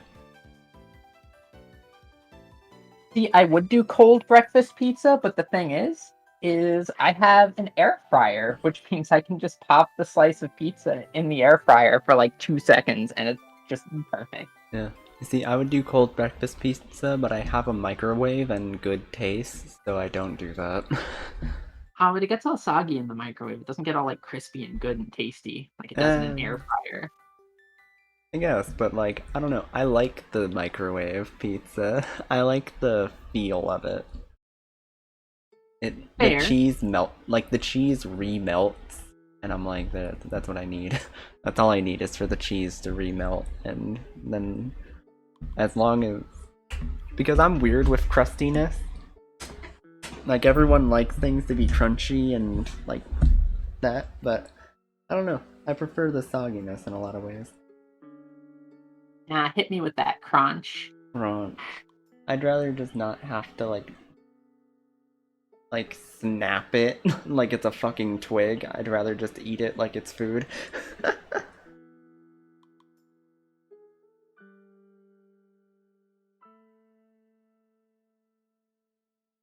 When you warm it up and leave it too long. Yeah, but that's why you just eat it immediately. You don't just leave it. I eat so unbelievably slow. Like, I do not think I have ever met anybody who eats as slow as I do. It's Oh, kind of like, I have a friend who could beat you. I have a friend who eats slower than you, I can guarantee. I don't know, because, like, sometimes, like, I'll grab, like, just, like, a plate of food or something, and, like, 2.5, 3 hours later, I am just still not done. Yeah, I eat so slow. that sounds like Seth, alright. He was a card. Like, probably the most interesting character I've known in my life, honestly. So At many least it's things. good for digestion. Oh, that's true. Mm, I could I could honestly like make like a whole fucking stream series that's just telling stories about my friend Seth. And I would not run out of shit to talk about for like a while. He's so fucking weird. Like, the main thing he eats is candy, but he's like 6 foot something and weighs 100 pounds. He's just the weirdest. Like, it's an enigma how he is alive.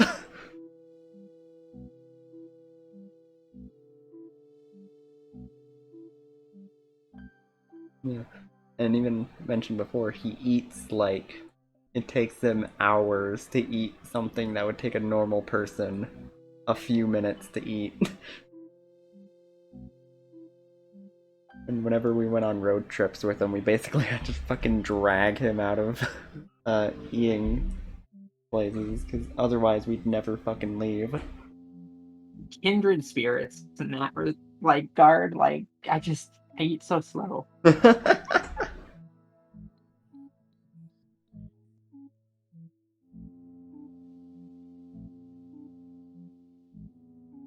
Drawing is taking me a little bit longer than I'd intended, but that's okay. I mean, you're going for like the whole line art and stuff, so yeah.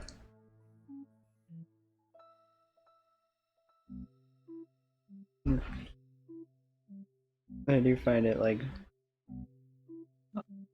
No, eraser. There we go. I do find it really funny how like it's fully warranted because you did this art piece for the announcement and it's an amazing art piece. Like how much uh mileage it's gotten just being an announcement. I'm amazed that I managed to get that done as like quickly as I did, because that was very like I was like, wait, I forgot to draw like an announcement piece. Yeah. When you said you were drawing an announcement piece, I thought you were gonna draw like a line art or something. I was not expecting this. I also was not expecting it, and sometimes these things catch me off guard. I was like, yeah, I'll just do like a quick sketch, and then oops, accidentally colored. Ooh. Just the finished piece by mistake.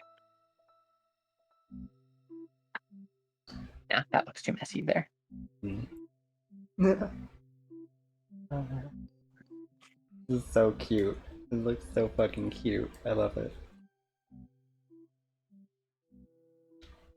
Hell yeah, look at my booba. Just drew him right there.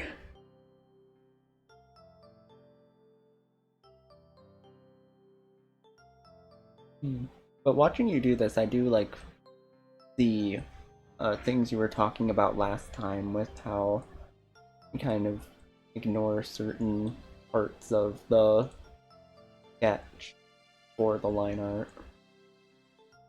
Yeah, that's something that you'll kind of just get used to in time. And a lot of the times why things don't end up quite looking like the sketch is there's a line in there in the sketch that is what your brain is picking up as like the line. And sometimes what happens is when we draw the line art over the sketch, we actually lose that line and end up drawing a different line, and that's what leads to the final line art not necessarily looking like the sketch. Yeah. And in some cases, it's like good to break from the sketch and draw things a little bit differently. But if you're trying, like, if you have a sketch and you're like, this sketch looks really, really good, and then you line art it and it looks way different, that's usually why.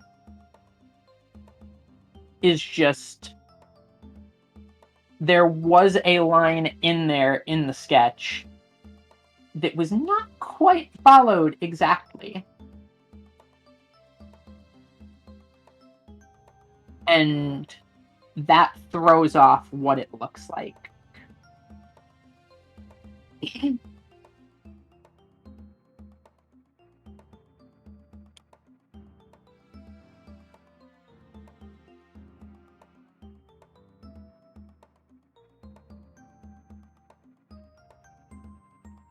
Very convenient thing about my tablet is my eraser is actually I just tap a button on the pen to switch it to an eraser, so I don't need to like go to like the tool menu on the side. I can just click a button when I need to erase. Yeah.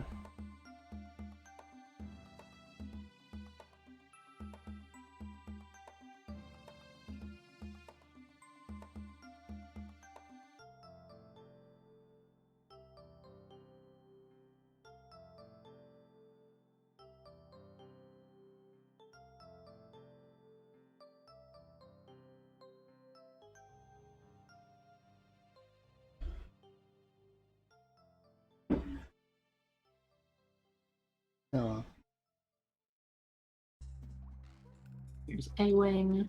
There's a wing. So fucking cute.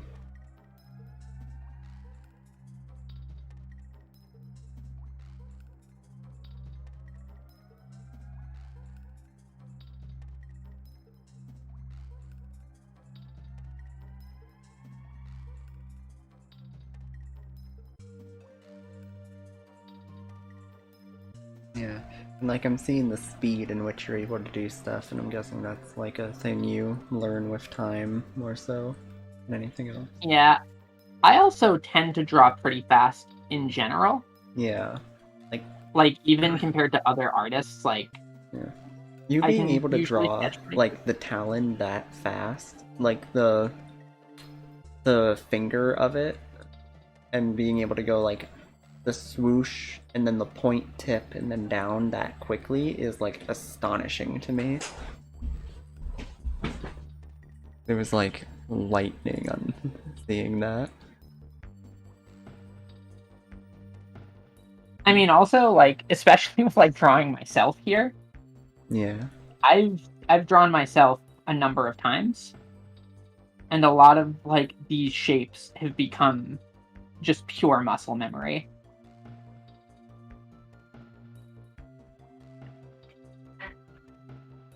It can also be really fun to do exercises sometimes where like you're almost doing like a gesture drawing thing, but yourself.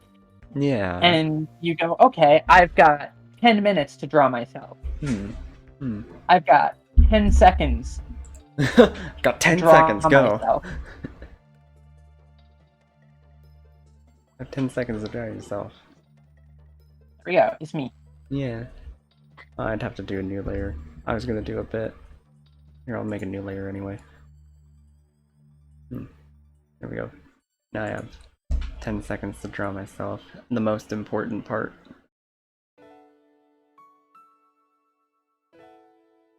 Ah.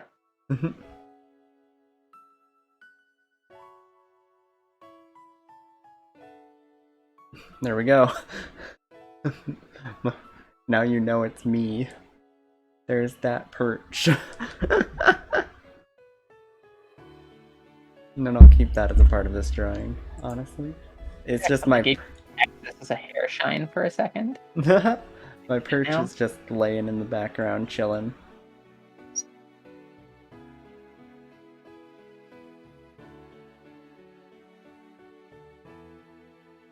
The perch! Fuck yeah, 10 out of 10! Honestly, being able to draw my perch like decently well that quickly is astonishing to me. And it's probably the most important thing, honestly. It's a sign of progress. Yeah. Okay, there we go. I think that's done. Yay! Oh, this is so fucking adorable. Turn off the sketch layer and maybe just a little bit here to like...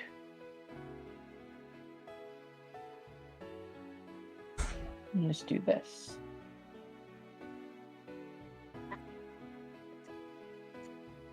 Okay, there we go. Now I think it's done.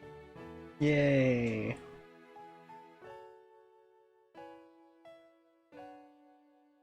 As I'm making like micro adjustments, being like, yeah, I think this is done, and then I just keep going. Yeah. Eventually it's like an hour later and you've fully colored it. Like... Nah, I think it's fixed. Yes. Thanks, Teach. Yeah. And I will just... That's not how a K is written. That is not what a K looks.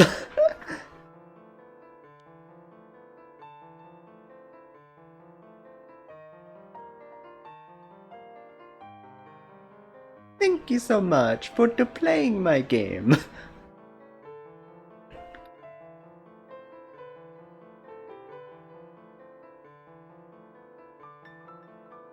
Yeah, I know, right? God, it's insane watching, like...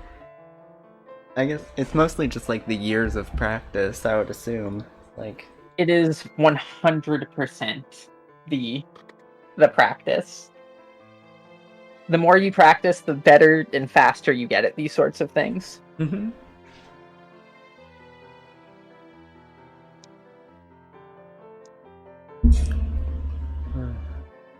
There we go. Let's save that as a PNG. Let me do this just so the eyes are consistent. There you go.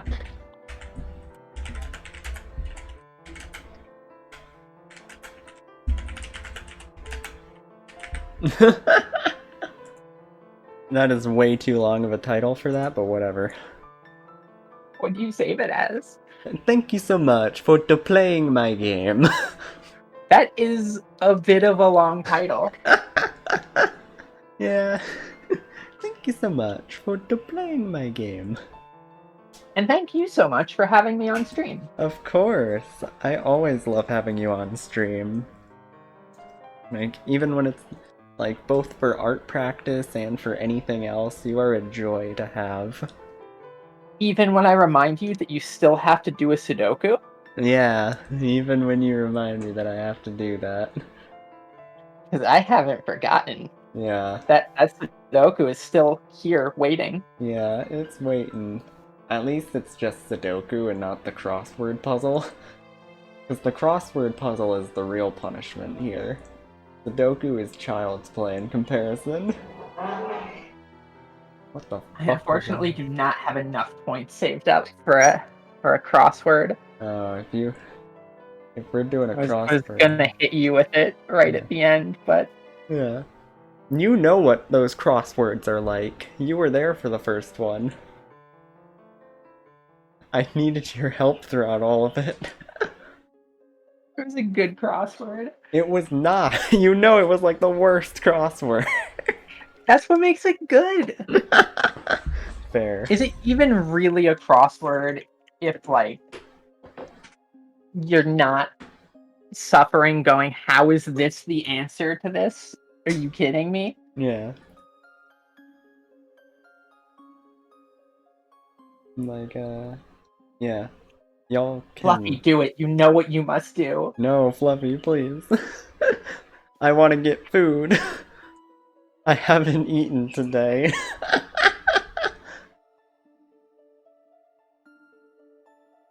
Which layer is the thing that I'm looking for? Yeah, you remember that crossword. That was like... It had such, like, weird double words, like hop in was an answer. The 2 words hop in. It was so dumb. It was like the worst. Do I have all the 9s from the fault? I don't. Now I have all the 9s. Do I have 7s? I seem to have a good amount of doot. That's a 7. How many 7s do I have? 1, 2, 3, 4 now. 1, 2, 3, 4 now. Gonna let you know I'm gonna do the show. I'm gonna do the Sudoku and then I'm gonna go eat because I need food.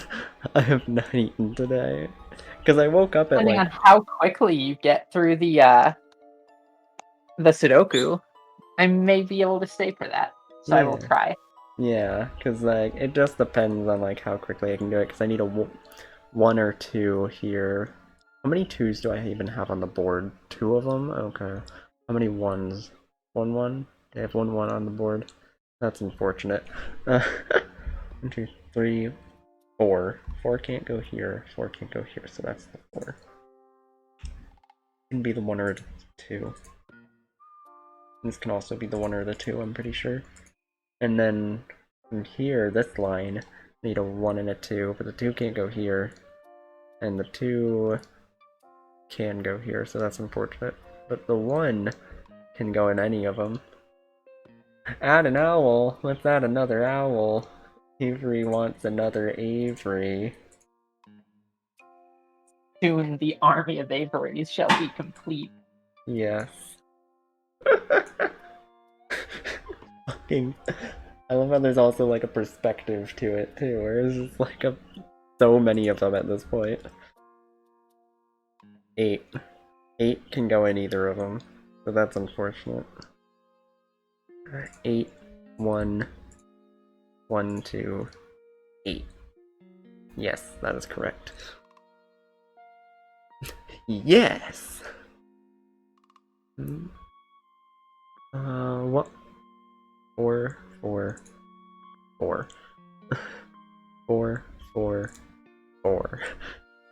Get all these 4s out of the way immediately. Just get that 4, that 4, that's a 4.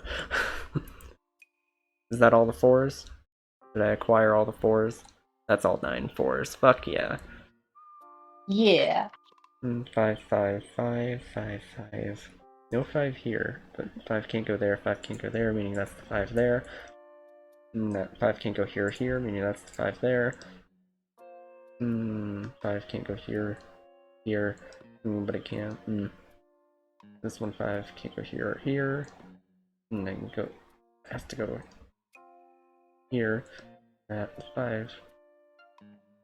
Okay, that's all the 5s. 6. How many 6s do we got?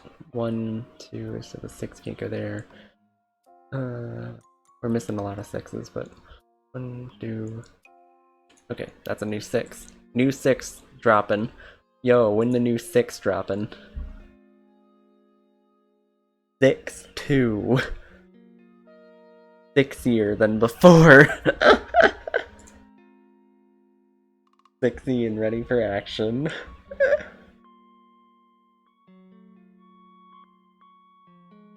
While Avery's just in the corner, unable to process. I'm just observing. Yeah. Oh, god damn it. I knew that if I moved this, I would see a fucking Among Us behind it. What are you talking about? There's nothing weird going on back here. There's nothing That's strange clearly an owl. That's true.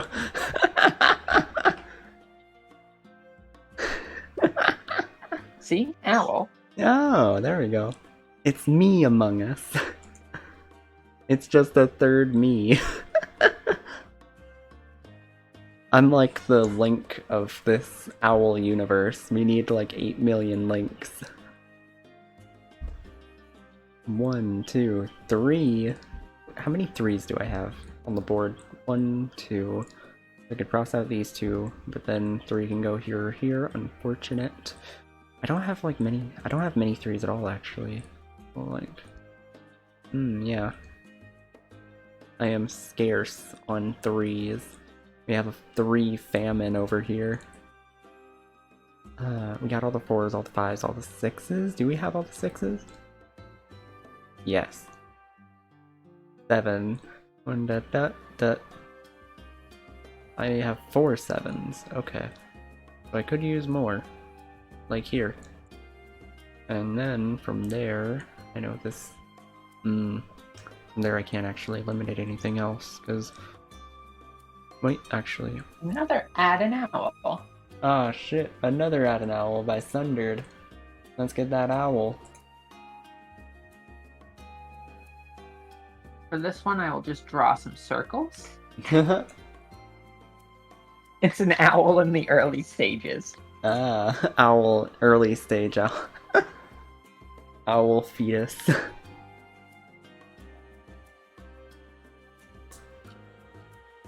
1, 2, 3, 4, 5, 6, 7. Oh, okay. So from here, 2 can go here. This 3 can go here. Oh wait, 1, 2. This would also have to be 3 then. So that's also 2 or 3. Can the 2... The 2 can't go here, that's unfortunate. Okay.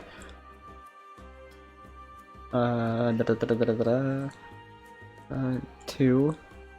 I'm pretty sure the 2 can go there. The 3... No, wait, the 2 can't go there. The 3... No, we're owls, not toucans. Oh, yeah. Oh.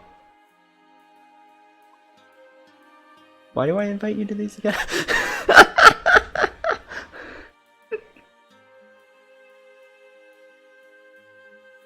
Three, 7. Okay, this one can have all of them. This one can't have the 2. This one can't have the 7. Prime entertainment right here.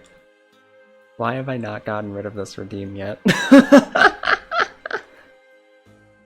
I'm not sure if anyone finds the Sudoku interesting in any way, or even as like a Not the weird Sudoku punishment. people have.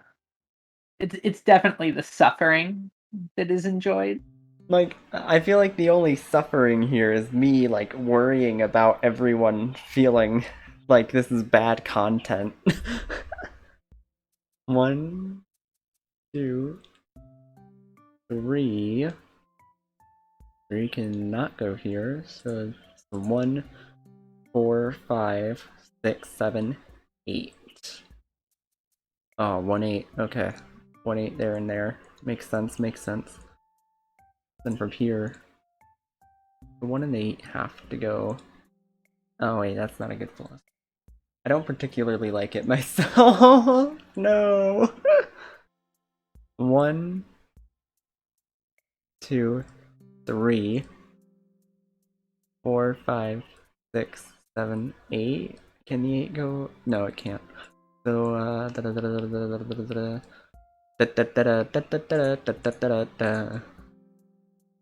the suffering ain't worth it.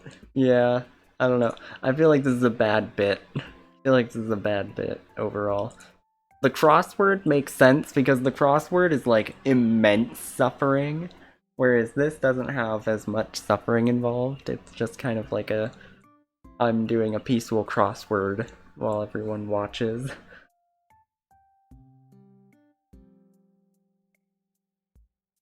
Whereas It did give me a convenient excuse to draw an Amogus thing.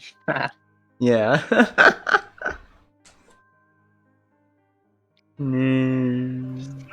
Hidden in the margins. Hidden in the margins. Okay, the 8 can't go there, the 8 can't go there, and the 8 can't go there, meaning that this one's the 8. Or perhaps hidden in the Martians? Ooh. Mm. Wait, is that all? That's not all the 8s, but it does get us closer to having all the 8s, because now this is the 1.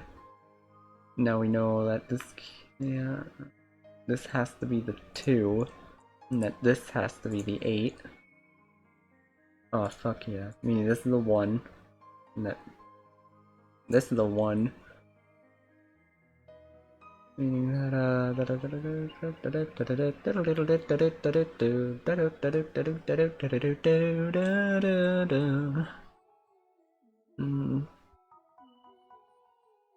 8, 8, 8. 1, 2. Where's the 2? Where do I place my 2? Honey, where's my 2? 1, 3, 8. But now this can't be an 8. This have to be a 1, 3. And having that be a 1, 3 makes this also not a 1, but could be a 3. And it could also be a 4, 5, 6, 7, 8, 9, 2. This is This is a. making me realize how genuinely bad I am at Sudoku. Really? Are you not like Sudoku? Like if you were doing this, would it be like way slower or something? It would be so much slower. Oh, nice. I have done a lot of Sudoku. Oh wait, this one can't be the 2. Okay, meaning that's a 3. Meaning that this is a 2. Meaning that this is a 3. Meaning that this is a 2. Meaning that this is the 7. Meaning that My this little can't be the time 2. wasty puzzle of choice is the like you know those little like 15 square puzzles where you have like the sliding thing? Oh god, slide puzzles? Fuck that.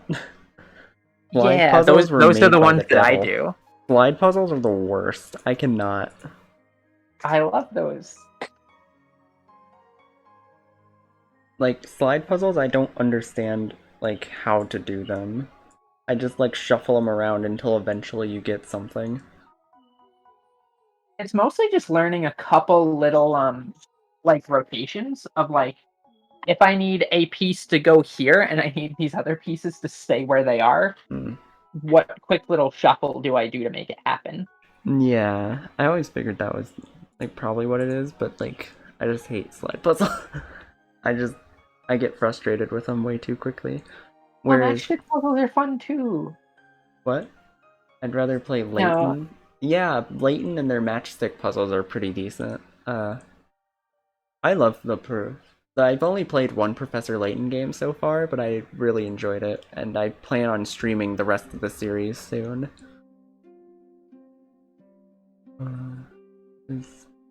Yeah, I streamed the first game, but then I haven't gotten around to streaming the other games yet. 6, 7. 7? They are very good games from what I've played. 1, 2, 3, 4, 5, 6, Yeah, they're really 7, fun. 8.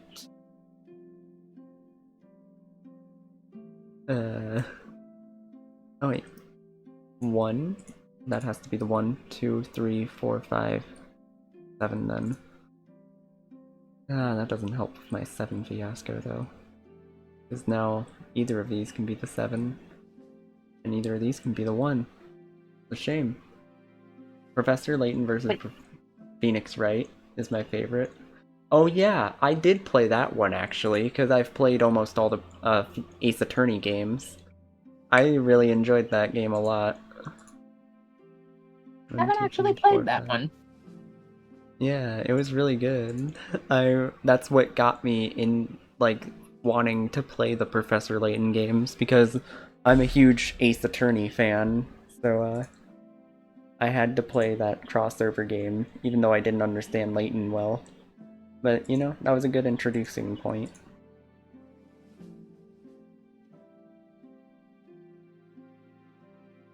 Yay! Yeah, you did it. Oh yeah, 10 save states. This is I wanted one for every chapter. Hell yeah. Even though didn't that game have a chapter select though? I've done it. Sudoku is dead. Sudoku has committed Sudoku. I have done it. Nope, it didn't? That's weird. That's the type of game you'd expect there to be a chapter select for. But okay, let's raid. Let's raid and have this be done. Who we raid? Let's see who's on. Oh, Emothic. Emothic. Yeah. Because I always like look for the person with the least amount of views at the time to raid. Kind of my policy. The person I'm following. Yeah, that's always a nice thing to do. Yeah. Right now I have a few big streamers streaming right now that I'm following, but like the big streamers don't need as much help, you know? Hmm. They already got their help earlier. What owl seems sus? I would say the most sus is robot Mech Tua. He seems kind of fishy. I'm not gonna lie. Okay, let's start the raid. This owl's a little sus right here. Yeah, that one's the first one that was killed actually. Makes sense. Yeah. Yeah, thank you for joining us, everyone. Thank you so much for joining us.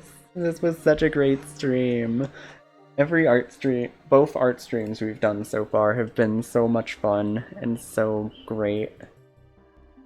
And I'm sure the future ones will be very fun as well. Hell yeah. The next one might make my brain melt a little bit, because I could feel it starting when you were explaining perspective. Like I could feel... Oh, don't worry, that brain melt will be there. Yeah. But we'll get through it. Thanks for watching, everyone. Let's go give Emothic some aggressive whoos. Who at her. Until... and then their lesson. Not to mess with the owls. Yeah, I need to go eat food. You're right, I will. Pumpkin head guy. Wait. I didn't do backwards, did I? Grave guy. Oh my god, another raid! Thank you so much, Noctua. Thank you, thank you. I cleaned up the thank you image to a little bit. Yeah, wait, I will save this one as there goes the game audio. as well. Thank you for the raid. Let me make sure I'm spelling your name right here. Don't want to send anyone to some random other Noctua. Some Noctua who's not as good as you. Who? Oh, cute. I love the hooing for the raid. There we go. Okay, I need to catch up here. Yes, Welcome, replace it with the welcome. old one. This one is better. Thank you so much for the raid. So many new faces here. Sarah, Avery Alexandria, thank you for following. We're playing Night in the Woods, as you may or may not have seen. But I collabed with Vic a little while ago. She's real fun. I don't think I've ever seen them before. Yeah, I'm surprised. Like, they're actually kind of bigger than me at this point. I was surprised to see that, but yeah, we've played Uno together. Oh no, Uno.